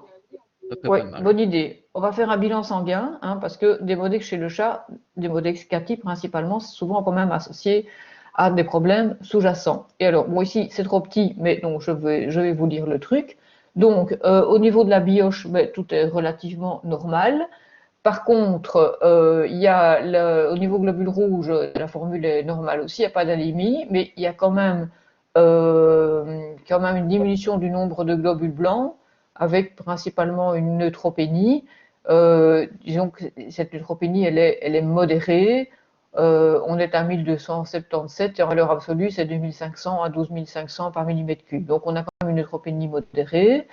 La bioche est normale. Par contre, le chat, il est FELV négatif, mais il est FIV positif. Donc ça, en cas de démodécie, chez le chat, il faut toujours demander les rétrovirus, hein. Ça, c'est très important. Donc voilà, c'est évidemment, ça réserve directement le pronostic. On sait déjà pas mal de choses, qu'il a une démodécie, une pyodermite bactérienne, et qu'il y a une infection par le virus de l'immunodéficience féline. Bon, alors, nous voilà avec tout ça. Qu'est-ce qu'on va proposer dans un premier temps comme traitement? Qu'est-ce qu'on va faire? un antibiotique. Ouais. On va traiter l'infection bactérienne, la pyodermite, donc on va le mettre sous antibiotique. Oui, qu'est-ce qu'on va choisir comme antibiotique ici? Qu'est-ce que vous choisiriez? De l'amoxiclave avec de l'acide clavulanique. Oui, de l'amoxicilline acide clavulanique, oui.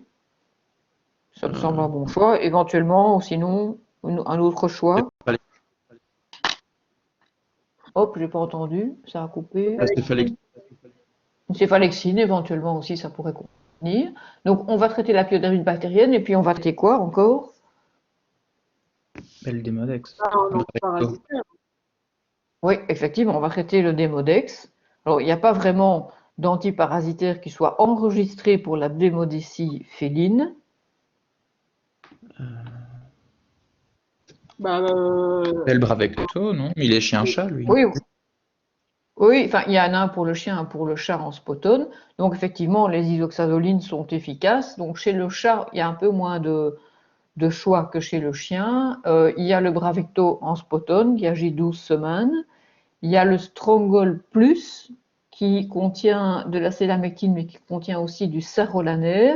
Et alors par voie orale, il y a le Credelio qu'on donne une fois par mois qui est du lotilaner et qui a un très bon rapport qualité-prix.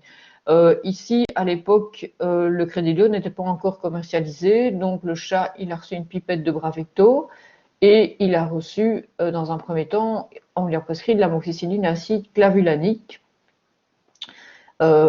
Et premier contrôle au bout de 4 semaines de traitement. Alors, voilà le chat. Alors, la propriétaire rapporte que le chat se gratte toujours autant, donc le prurite est toujours aussi sévère, malgré le fait qu'on gère, on va dire, la démodécie et l'infection bactérienne. On a une amélioration de certaines lésions, mais on a des nouvelles lésions qui sont apparues sur la tête et les lésions au niveau du cou sont toujours malheureusement aussi sévères. Comme vous pouvez le voir ici, c'est vraiment pas top. Et voilà la tête du chat. La lésion, voilà, ça va beaucoup mieux au niveau de l'oreille, là ici, de l'oreille droite. Et on a une disparition de la petite lésion qu'on avait là, mais par contre, on a une nouvelle lésion qui est apparue, là, vous voyez, sur l'arrière de la tête. Donc, c'est un petit peu décevant, on va dire, d'avoir si peu d'amélioration du prurite malgré les traitements mis en place. Par contre, l'état général est meilleur et il a quand même repris un peu de poids. Il a quand même une meilleure Alors, tête. qu'est-ce qu'on fait? Oui, il a quand même une meilleure tête, je suis d'accord avec toi. Qu'est-ce qu'on fait à la consultation, là? Donc, il vient pour contrôle de sa démodécie et de sa pyodermite bactérienne. Qu'est-ce qu'on fait? on refait pas une prise de sang. Faire un raclage? Oui. Oui, on refait les examens microscopiques, effectivement. Donc, on refait un raclage, enfin des raclages. Les raclages, ils sont négatifs. Donc, la démodécie semble contrôlée. Et on refait quoi? Une prise de sang. Bon, on ne refait pas la prise de sang tout de suite, hein. On sait qu'il est FIV positif, son état général est plutôt meilleur, donc c'est pas vraiment nécessaire là de refaire la prise de sang. Mais qu'est-ce qu'on refait là? Un Un calque? calque. Oui, oui, on refait Calque. une cytologie, hein, effectivement, on Ah. fait une cytologie. Donc, les raclages, ils sont négatifs, donc plus de démodex. Donc, très probablement, cette démodécie n'est que secondaire, mais n'est pas d'étiologie primaire du prurite cervico-facial. Et au niveau de la cytologie, on a moins de coques intracellulaires, mais on a quand même toujours une image assez active d'infection bactérienne. Donc, on a toujours des PMN dégénérés et on a toujours un nombre de coques, même s'il est plus modéré, à la fois intra- et extracellulaire. Donc, on a quand même toujours une pyodermite qui est relativement active. Et donc, voilà, qu'est-ce qu'on fait pour la suite du traitement? Ben, On continue. oui, on continue. On Parce qu'on a- continue, mais on continue. Bon, le Bravecto, ben, là, ça fait donc 4 semaines. Le Oui, donc il Bravecto, est on encore sait qu'il agit 12 semaines, donc il est toujours actif pour la démodécie, qui semble effectivement être contrôlée, mais qui malheureusement n'est que secondaire ici dans le problème. La pyodermite bactérienne, ben, elle est en voie de contrôle, mais c'est toujours pas top. Donc, on continue le traitement antibiotique, effectivement. Mais là, c'est clair que la propriétaire, elle se plaint évidemment du prurite qui est très très intense et elle veut qu'on soulage son chat au niveau du prurite. Et puis, rappelez-vous les hypothèses diagnostiques qu'on a émises tout à l'heure quand on a parlé des hypothèses diagnostiques et notamment des dermatites allergiques. Donc, qu'est-ce qu'on pourrait faire pour avancer un petit peu? Un régime hypoallergique.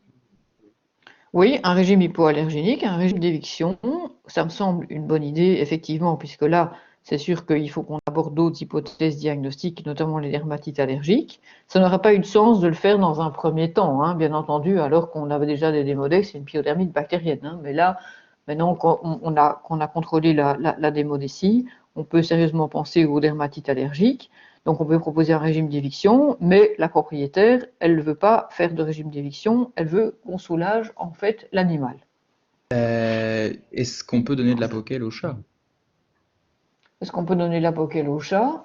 J'aurais- Vous voyez, d'autres idées par rapport à quelque chose qu'on pourrait donner pour comme antiprurigineux chez le chat? Oula, Bah, dans ce cas-ci, on ne donnerait pas de cortico ni de cyclosporine parce qu'il est FIV positif, donc ça on oublie. Voilà, exactement. Donc corticocyclosporine, on oublie. Alors la poquelle, ben, c'est quand même aussi un immunomodulateur, voire immunosuppresseur, hein. Donc on a quand même, c'est quand même, je veux dire, gros point d'interrogation. La poquelle, il n'y a pas d'AMM chez le chat, donc pas d'autorisation de mise sur le marché. Mhm. Alors il y a des cas où ça marche très bien, ça c'est clair, puisque moi j'ai déjà utilisé pas mal de fois. Il y a très peu de publications. Dans les publications qu'on a, il semblerait qu'on doit l'utiliser quand même à des doses beaucoup plus élevées que chez le chien, puisque chez le chien, la dose est 0,4 à 0,6 mg par kilo. Au début, 2 fois par jour pendant 15 jours, et puis 1 fois par jour dans la dermatite atopique. Ceci dit, moi d'emblée, je l'utilise en général une seule fois par jour, et ça semble marcher aussi bien que si on le donne 2 fois.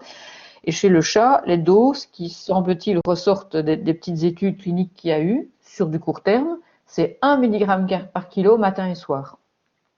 Donc c'est quand même des doses beaucoup plus élevées. Et donc, on n'a pas non plus une idée des effets secondaires à long terme de ces doses-là chez le chat. Donc c'est vrai que voilà, la poquelle, ça me tente plus dans un cas comme celui-ci que les corticos ou la cyclosporine, très clairement. Mais bon, quand même un peu des questions à se poser sur les effets secondaires, hein. Et donc Comme il du n'y a coup, pas d'AMM, c'est vrai que c'est. ouais, voilà. Du coup, est-ce Bon. qu'il y a autre chose que vous connaissez ou pas? non, moi je connais rien d'autre. Après, enfin, oui, j'y connais rien, mais on peut Oui. éventuellement prescrire une. Enfin, j'ai peur de dire une bêtise, mais genre une crème. Enfin, Oui, bon, la- oui, tu sais là, vu l'aspect des lésions et l'intensité, un traitement topique, hein, surtout chez le chat, là bof. moi j'oublie quoi, hein, parce que souvent Ouais. les chats, dès qu'on met quelque chose, ça renforce encore plus le prurite. Donc moi les traitements topiques chez les chats, je les utilise vraiment très très très très très peu. Euh, donc ici, on va proposer du maropitant. Vous avez une idée de pourquoi? Vous savez ce que c'est le maropitant? C'est un Anti-vomitif. C'est un antivomitif. antiémétique. Oui, effectivement, c'est un anti-émétisant. Vous connaissez son mode d'action? Pourquoi il pourrait agir au niveau du prurite? C'est la Donc, vous n'êtes pas substance censé P. le savoir, hein. Je pose la question, on ne sait jamais, Bah, moi, je quoi. ne sais Oui, pas. Moi, je ne sais pas. Et, oui. Ça agit pas sur des. je vais regarder avec mon Facebook, mais je crois que c'est avec la substance P ou un truc comme ça. Oui, voilà, ça agit effectivement. En fait, la substance P, c'est un des principaux médiateurs du prurite chez le chat. Et la substance P se lie en fait au récepteur neurokinine 1. Et il se fait que le maropitant, c'est un antagoniste de ces récepteurs neurokinine 1. OK? Et donc, du coup, on a une diminution de la production, de la synthèse de la substance P, enfin de l'efficacité de la substance P, et on peut avoir une action sur le prurite, chez le chat, hein, pas chez le chien. Chez l'homme aussi, c'est étudié dans des prurites chroniques, etc., avec des produits analogues comme l'aprepitant notamment. Donc, le gros avantage du maropitant, c'est que c'est aussi hors AMM, hein, on est bien d'accord, il n'y a qu'une ou deux études cliniques. Le gros avantage, c'est qu'on n'agit pas du tout comme la poquelle, comme les corticos ou la cyclosporine sur le système immunitaire du chat qui est FIV positif. Donc, ça vaut la peine d'essayer. Les doses qui sont recommandées, c'est 2 mg par kilo par jour. Donc, je n'élise pas ça, on est bien d'accord sur le premier prurite cervico-facial du chat, hein. Ce serait un chat normal qui n'a pas de démodécie et qui n'est pas FIV positif, on utiliserait simplement des corticoïdes. Mais ici, c'est un cas un peu plus complexe. Alors, le régime d'éviction, je le propose d'emblée aussi, mais la propriétaire, ce qu'elle veut là, c'est absolument soulager le prurite et elle ne se voit pas donner, en plus des antibiotiques, un autre médicament en comprimé, avec en plus un changement d'alimentation strict, évidemment.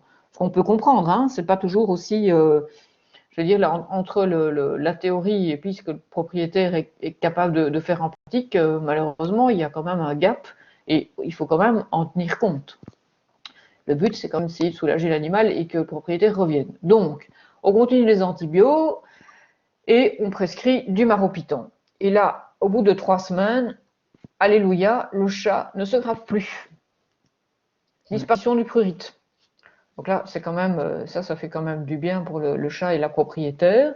Donc évidemment, on refait les examens complémentaires. Ici, il n'y a plus lieu de faire de cyto puisque les lésions de pyodermite semblent cette fois quasiment résolues. On a encore une toute petite croûte là, mais on a une belle repousse du poil au niveau de la face latérale du cou. On refait quand même des raclages, des modex négatifs, donc ça c'est une bonne chose. Et donc, du coup, là, effectivement, la propriétaire est quand même d'accord pour tenter un régime d'éviction. Mais pas tout de suite, enfin, elle est moyennement motivée. Donc, on arrête les antibiotiques, on prescrit maropitant, 10 jours de plus, et on décide d'arrêter. Évidemment, ça récidive dès l'arrêt du prurite, hein, c'est une demi-vie assez courte. Donc, la propriétaire est d'accord de faire un régime d'éviction, on reprend le maropitant. Et ici, je crois que c'était des protéines hydrolysées de poulet, je crois que c'était du ZD. Il y a des boîtes, il y a des croquettes qu'on fait pendant 6 semaines. Puis au bout de 6 semaines, on arrête le maropitant et on continue uniquement le régime d'éviction pour voir si on arrive à contrôler les symptômes ou pas. Et malheureusement, une semaine après l'arrêt du maropitant, malgré que le chat est strictement toujours sous son ZD, eh bien, le prurite reprend de manière à nouveau très intense. Donc, probablement qu'ici, on peut poser un diagnostic de non-flea, non-food, hypersensitive dermatitis. Et donc, un traitement symptomatique s'impose dans ces cas-là, puisque vous avez vu l'état dans lequel le chat se met s'il n'a pas de traitement. On sait aussi que le pronostic est réservé quand même à court ou à moyen terme, puisqu'il est FIV positif. Donc, on décide de continuer le maropitant sur le long terme, même si on n'a absolument pas d'études sur le sujet. Alors j'ai mis ici un jour d'arrêt tous les 10 jours. Quand on cherche un peu sur VIN et sur le métabolisme du maropitant, etc., c'est métabolisé au niveau hépatique. Et donc, semble-t-il, en faisant un jour off, comme ça, tous les 8-10 jours, on éviterait une accumulation au niveau hépatique. Mais c'est très empirique hein, comme information, puisqu'il n'y a pas d'études sur le long terme. Le Bravecto, ben, on le maintient évidemment toutes les 12 semaines pour être sûr de contrôler la démodécie, même si cette démodécie elle est secondaire.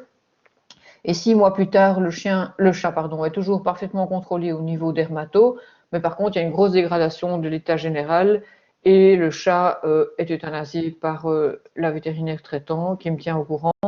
Il y a une prise de sang qui est à nouveau effectuée. Ah ben, je ne sais pas pourquoi, attendez, j'essaie de pas. Ah voilà. Et là, en fait, ici, maintenant, il y a une anémie sévère, il y a vraiment une leucopénie sévère, il n'y a plus que 230 neutrophiles, hein, au lieu de 2500 à 12 500, la norme. C'est une anémie non régénérative, très sévère. La bioche, par contre, est tout à fait normale, et notamment les paramètres hépatiques sont tout à fait dans les normes. Ça vaut la peine d'être souligné, puisque le chat, il a reçu 6 mois de maropitant et qu'on était un petit peu inquiet par rapport au métabolisme hépatique de la molécule. Donc là, il n'y a pas eu de souci. Et donc, le chat est euthanasié. Donc, ça finit mal, mais c'est quand même un cas, je pense, intéressant, parce que le prurite cervico-facial félin, c'est quand même un motif fréquent de consultation en dermatologie, et vous voyez qu'il faut quand même une démarche diagnostique assez rigoureuse et qu'il faut envisager plusieurs hypothèses diagnostiques. Maintenant, tous les cas ne sont pas aussi complexes que celui-là, on est bien d'accord, mais c'était pour attirer votre attention là-dessus. Alors, du coup, petit rappel de la démodécie féline. Donc ici, il y a 2 espèces de démodex. Donc celui-là, on en a parlé. C'est Démodex cati, qui vit dans le follicule pilosébacé et qui est censé faire partie de la flore normale. On dit flore ou faune pour le démodex, je ne sais plus.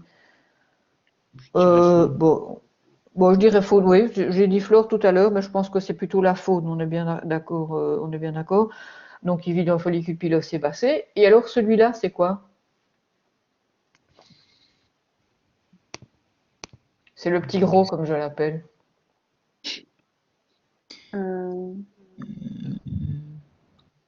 Gatoï, quelque chose comme ça, non? Demodex gatoi, effectivement. Qui, lui, il fait à peu près la moitié de la longueur de Demodex cati. Il est beaucoup plus large et trapu, vous voyez. Il est très translucide aussi. Il n'est pas toujours facile à mettre en évidence. Ça, c'est censé être un Demodex Ah ben non, on va y venir après. Attendez, hop, je reviens sur Demodex cati, donc la forme longue du Demodex chez le chat, comme en évidence par des raclages ou des épilations comme chez le chien, éventuellement des biopsies. Et donc Demodex cati, il est souvent associé à des lésions localisées, et quand c'est localisé, c'est très clairement souvent au niveau de la face, hein, comme le cas de Booba. Parfois, ça peut être plus généralisé. Et il faut systématiquement rechercher une cause sous-jacente ou un traitement immunosuppresseur dans ces cas-là, et notamment le FIV positif. Ça, c'est un autre chat que j'avais eu avec une démodécie, un Demodex cati et un prurite cervico-facial qui ne répondait pas aux corticoïdes. C'est un chat qui s'appelait Nénuphar, avec, vous voyez, de l'érythème, de l'alopécie, des croûtes. Et c'était aussi un chat qui était FIV positif, mais chez Nénuphar, le traitement de la démodécie avait permis de gérer le prurite cervico-facial. Donc c'était un cas vraiment plus simple. Et donc Modex gatoi, comme on a dit, il est court et trapu. Et lui, il vit non pas dans le follicule sébacé, mais dans le stratum corneum. Donc, on va plutôt faire des raclages superficiels sur une surface relativement large, ou bien des scotch tests pour le mettre en évidence. De manière assez étonnante, c'est un parasite qui semble contagieux entre chats. Et donc, il est effectivement transmissible, et en général, ça provoque effectivement du prurite avec des lésions d'alopécie, self-traumatique. Ça a été mis en évidence des Modex gatoi dans certains élevages, notamment dans les pays nordiques ou sur la côte est des États-Unis, je pense. Moi, personnellement, des Modex gatoi, j'en ai jamais vu, pour vous dire que c'est quand même relativement rare. Tous les Demodex que j'ai vus, c'était des Demodex cati. Et alors, il y a une troisième espèce de Demodex qu'on appelle Demodex felis qui a été décrit aussi, mais encore plus rare. Enfin, je vous le cite juste pour exemple. Ok, alors, on a un dernier petit cas à aborder, mais avant tout, voyons d'abord si vous n'avez pas des questions sur le cas de Booba, sur la démodécie chez le chat ou... Non, Moi, vous n'avez pas des questions sur le cas de... juste une question Oui, pour l'usage du oui, maropitant. Est-ce que c'est quelque chose qu'on peut oui. faire chez le chien? Est-ce que... Non, non, chez le chien, non, c'est pas le même mécanisme d'action avec la substance Ah, P, là. d'accord. Donc chez le chien, non, c'est vraiment spécifique au chat. Ok. Oui, Si. oui. D'accord. Mais c'est une bonne question, mais non, pas, c'est vraiment pour le chat. Oui. Autre Et on n'a question? pas d'équivalent chez le chien avec une autre molécule, si on avait le même cas, non. Non, voilà, chez le chien, oui, effectivement, les corticos, la cyclosporine, ça a plus ou moins les mêmes contre-indications, on va dire. Euh, Ou sinon, tu as l'apoquel qui est quand même mieux connu chez le chat, qui, à mon avis, favorise quand même beaucoup moins les infections secondaires, par exemple, que les corticos. Hein, aussi simplement, si on pense voilà, par exemple, à une démodécie ou, enfin, on va dire, l'apoquel n'est pas recommandé en cas de démodécie, on est bien d'accord, hein, mais à mon avis, on favorise moins la démodécie ou une pyodermite bactérienne avec l'apoquel qu'avec des corticos chez le chien. Ça certainement. Et chez le chien, pour le prurite dans la dermatite atopique, on a aussi le Cytopoint, qui est le Lokivetmap, qui est un anticorps monoclonal canin, qu'on n'utilise évidemment pas chez le chat, et donc chez le chat, donc il n'y a pas d'équivalent. Ok. Après, voilà, après, il y a d'autres molécules qui peuvent agir sur le prurite, mais qu'on utilise moins souvent, comme de la gabapentine ou ce type de molécules-là, hein, mais il y a l'équivalent du maropitant, non, il y a pas, puisque c'est un mécanisme d'action différent chez le chien. Ok. Ok. Oui. D'autres questions? Ou bien on peut passer au cas suivant? Non, Moi, ça va. Non, ça va aussi. Ok. Ok. Alors, voilà Lizzie, qui est un tout mignon petit chiot croisé Shiba Inu. Enfin, on dirait même, d'ailleurs, enfin, la propriétaire m'a dit que c'était un croisé, mais quand on voit ça, on dirait vraiment que c'est un vrai Shiba Inu. Donc ça, c'est un petit chien de 2 mois et demi qui a été adopté 3 semaines auparavant.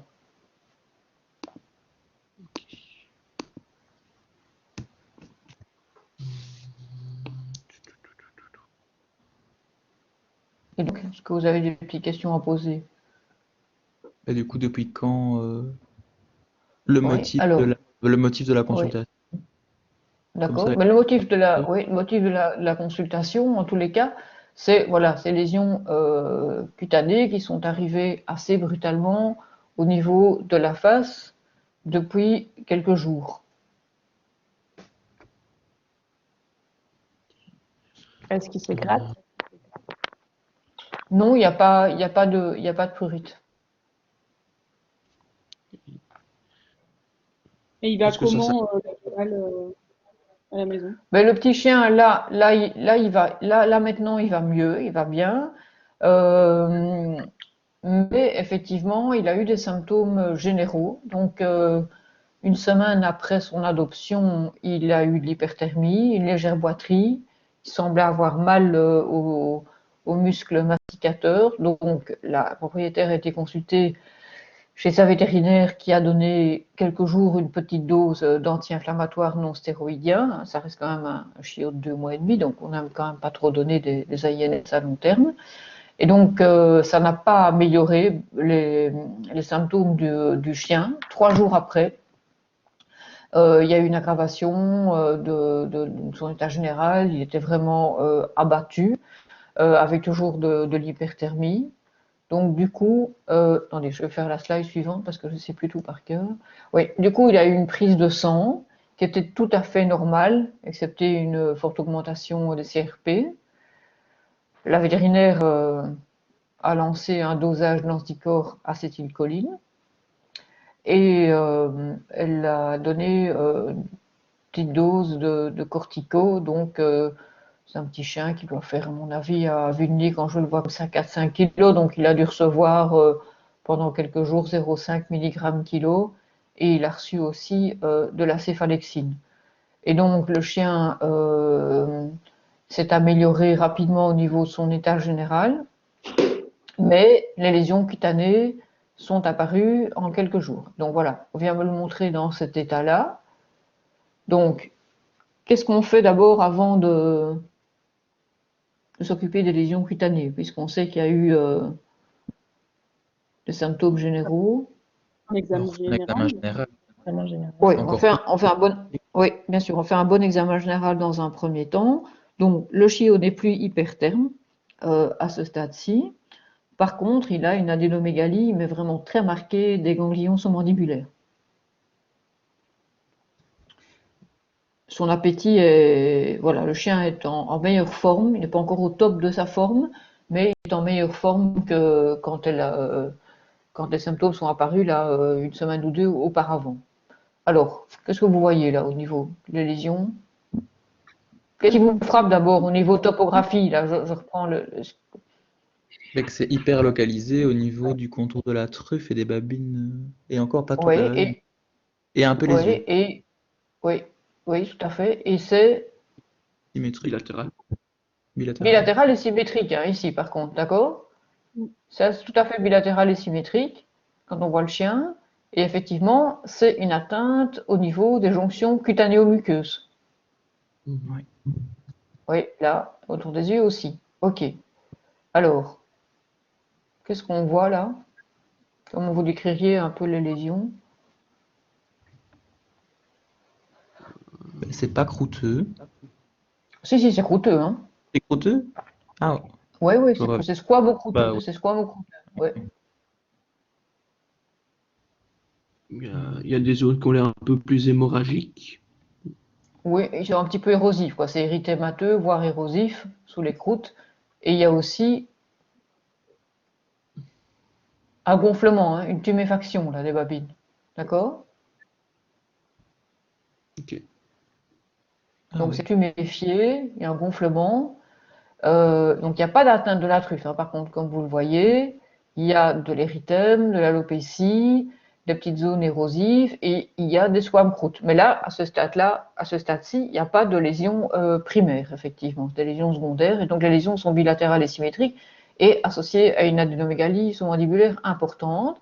Il a aussi des petites lésions au niveau périvulvaire. Là, on voit une petite zone qui est un peu gonflée, un petit peu tuméfiée, érythémateuse. Et on voit que son anus est érythémateux et tuméfié.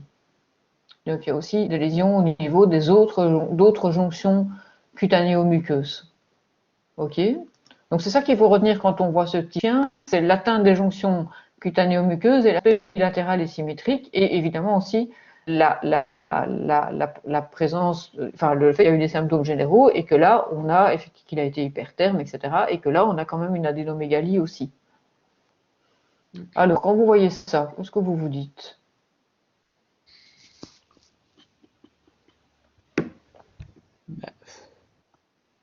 Ça peut Peu. être un processus Elle a bactérien. pas voyagé, non? Enfin, Non, non, il n'a pas voyagé, hein, il est né à Marche-en-Famenne. Oui.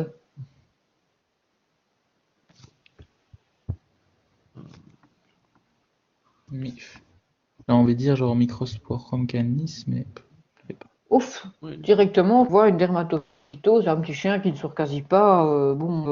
C'est quand même pas très classique d'une teigne chez le chat, hein, avec chez le chien, là, avec je veux dire, Ouais. cet aspect bilatéral, symétrique, la présence des symptômes généraux, etc. Donc là, non, honnêtement, une dermatophytose Symptômes ici, généraux. on barre, puis hein, ça on peut barre. être humain.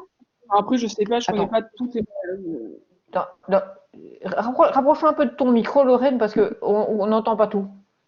Est-ce que ça peut pas être quelque chose d'auto-immun? Après, je connais pas les maladies Oui, dermatologiques auto-immunes, mais quelque oui. chose qui fait que bah, ça se En tous les détruit. Enfin, cas, oui, enfin, c'est vrai que l'aspect bilatéral et symétrique et l'atteinte des jonctions cutanéo-muqueuses, je comprends tout à fait que tu penses à une maladie qui pourrait être auto-immune ou à médiation immune, à défaut d'être auto-immune, effectivement. Parce que c'est Pemphigus vrai que les foliacea. maladies, oui, pemphigus foliacée, voilà, ça c'est une maladie, une dermatose auto-immune avec une atteinte de la face bilatérale et symétrique, etc. Mais non, maladie auto-immune, pemphigus foliacée, chez un chiot de 2 mois et demi, non. C'est des jeunes adultes, hein. Mais effectivement, il y a cet aspect bilatéral et symétrique et cette localisation des jonctions cutanéo-muqueuses qui fait penser à une maladie, qui pourrait faire penser à une maladie auto-immune si c'était un chien adulte ou une maladie à médiation immune. Tout à fait. Il y a ça qui doit attirer votre attention. Oui. Autre chose, éventuellement, à quoi vous pourriez penser, indépendamment de ces hypothèses-là? Mais en fait, c'est le problème qu'il ait des symptômes généraux, du coup, ça perturbe un peu tout le. Oui. Enfin, on peut pas commencer à Et, dire des modex et tout, ça n'explique rien. Enfin, ça n'explique pas oui, les problèmes généraux, quoi. oui, oui, ça c'est vrai, d'accord. Mais maintenant, c'est vrai, dans le diagnostic différentiel, chez un chiot de cet âge-là, éventuellement, la démodécie et même une pyodémodécie, on pourrait effectivement le retenir, même si c'est un Oui, ou aspect un alors, peu fulgurant. Oui, et que ça apparaîtrait parce que, de manière un peu fulgurante, parce qu'il y a un problème sous-jacent qui n'est pas encore déterminé, quoi.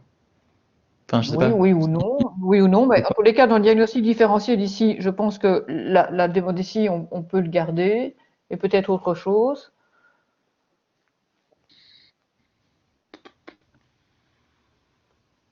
franchement, j'en ai Ouais. aucune idée. Et on n'avait pas dit que la dermatite atopique, c'était aussi chez les jeunes? Ah non, Ou non, on a- hein, Non, pas ouais, 2 mois et demi, et ici, on n'a pas de prurite, non, non. Donc ça, c'est une ouais. bêtise, hein. Mm. Tu parles beaucoup, mais là, ça, c'était une bêtise. Franchement, j'en ai aucune idée. Ok. Moi non plus. Bon, alors, du coup, au niveau examen complémentaire, qu'est-ce qu'on pourrait faire là? Ben, un calque. Ouais, Oui, un raclage, calque, parce qu'on a quand même des lésions qui sont un petit peu érosives, là, effectivement. Et qu'est-ce qu'on pourrait faire d'autre tant qu'on y est, puisqu'on a parlé de démodex? raclage. Un raclage. Oui, alors, un raclage, là, ça va pas être marrant, hein. Tu Ouais, vois, un raclage, là, bon.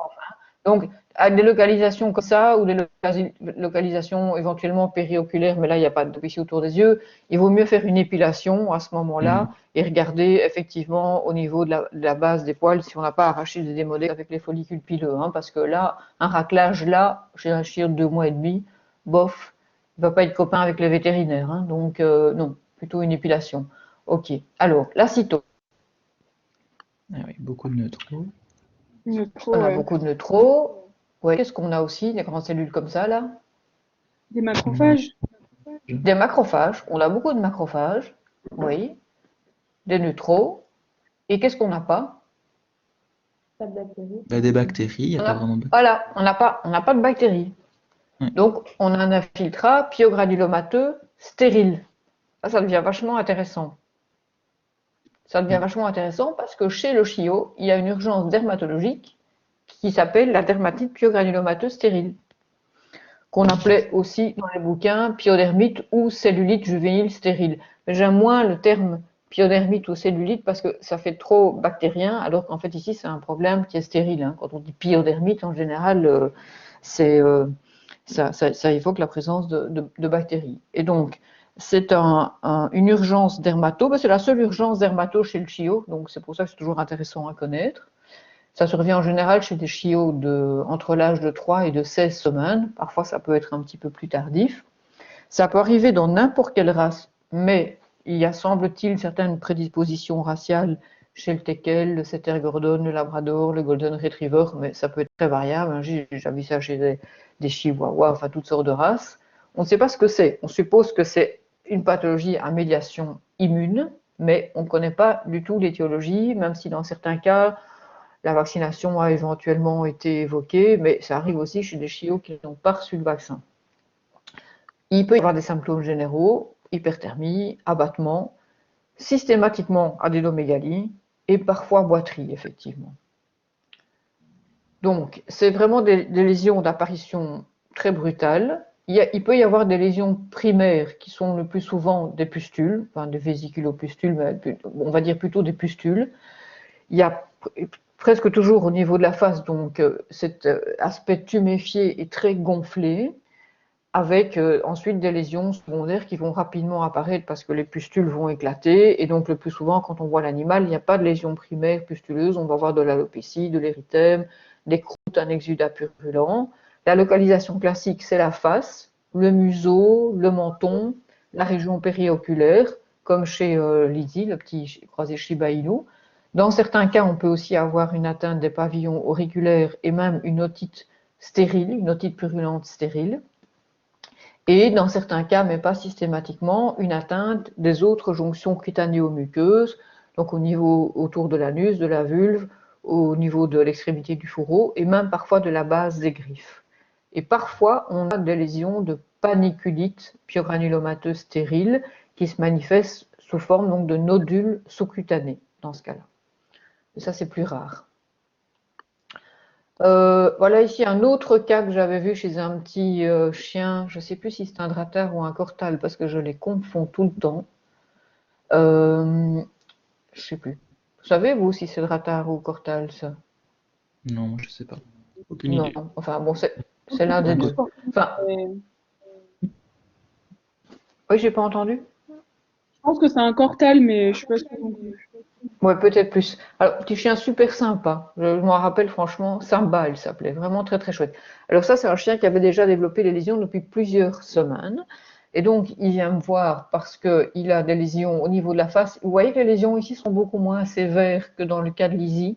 On a surtout une tuméfaction, un érythème, une alopécie au niveau de la partie rostrale des lèvres supérieures, sous la truffe, d'accord, de nouveau sans atteinte de la truffe.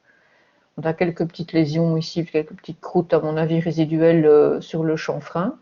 Par contre, chez ce chien-ci, oh là là, c'est difficile à dire, il y avait une atteinte catastrophique des pavillons auriculaires avec une otite purulente stérile associée. Vous voyez, les pavillons auriculaires, ils sont vraiment tuméfiés, érythémateux, extrêmement douloureux. Et on voit carrément, vous voyez ici, des gros furoncles. Vous voyez avec le pus ici qui sort là, là, là, là ici, des pustules violacées. Hein. Donc là, c'est intéressant évidemment de faire la cyto sur ce type de lésion-là. Pareil au niveau de l'autre oreille avec même des croûtes. Là, le chien, il avait mal. C'est bon que c'était un chien vraiment super, super, super sympa. Il y avait une belle adénomégalie aussi, évidemment, sous-mandibulaire.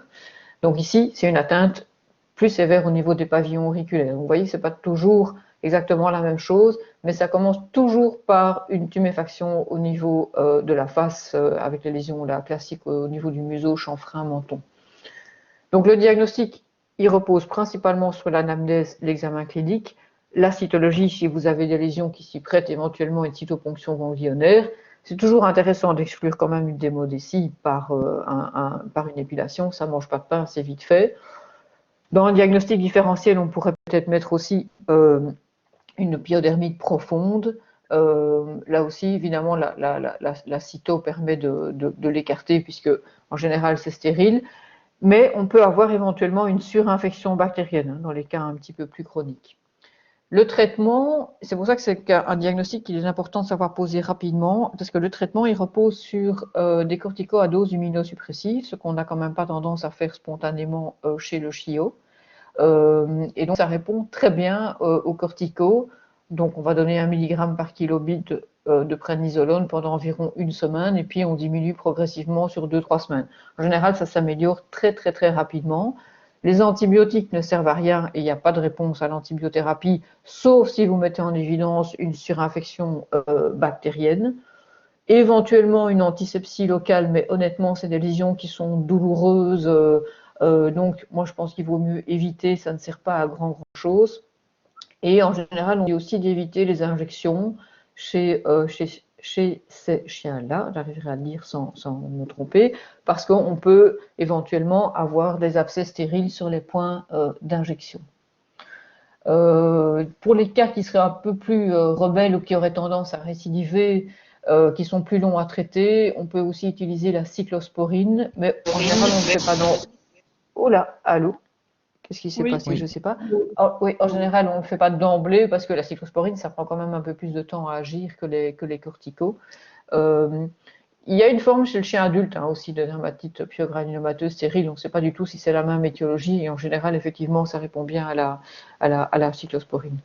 Donc voilà, je voulais terminer sur ce petit cas sympa parce que c'est pas du tout quelque chose de rare, la dermatite pyogranulomateuse stérile. C'est quelque chose que vous verrez en pratique. C'est une urgence, comme je vous le disais, c'est la seule urgence dermato chez le chiot. C'est important de savoir diagnostiquer ça rapidement, c'est vraiment typique. Le jour où vous en verrez une, vous penserez à moi, j'espère.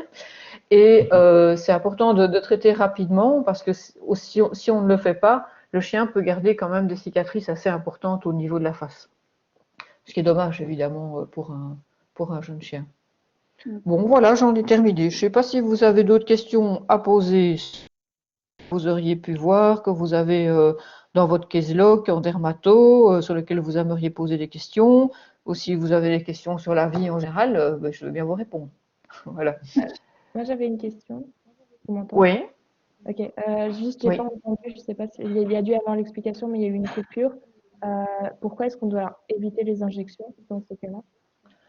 Parce que c'est rapporté qu'en faisant des injections, on peut déclencher des lésions profondes de paniculite stérile et donc d'abcès en fait. Ah, ok. On peut avoir des abcès stériles sur les points d'injection. Donc en général, on évite. Et ça, je l'ai déjà constaté en pratique aussi chez des chiots qui avaient été vus. On a fait des injections d'antibiotiques et puis paf, le chien va développer un abcès sur le point d'injection. Et puis c'est des chiots qui sont aussi en général en plein protocole de primo-vaccination. Et évidemment, ça, il faudra recommencer convenablement le protocole de vaccination une fois que le chien ne sera plus sous corticoïde. Ok. Oui. Et c'est Et non ici, donc, récidive, alors. oui. Enfin, vous avez dit que ça pouvait Oui, non, arriver que c'est récidive, mais après, Oui, non, en général, il y a un ne le fera pas à épisode. 5 ans. Non, tout à fait. Et les chiens qui font des dermatites pyogranulomateuses ou des paniculites pyogranulomateuses stériles adultes, on ne sait pas du tout si c'est la même étiologie, puisque on se doute que c'est à médiation immune, vu la réponse au traitement, etc. Mais ce n'est pas du tout des chiens qui auraient fait cet épisode-là quand ils étaient chiots, ça n'a rien à voir, quoi. Ok.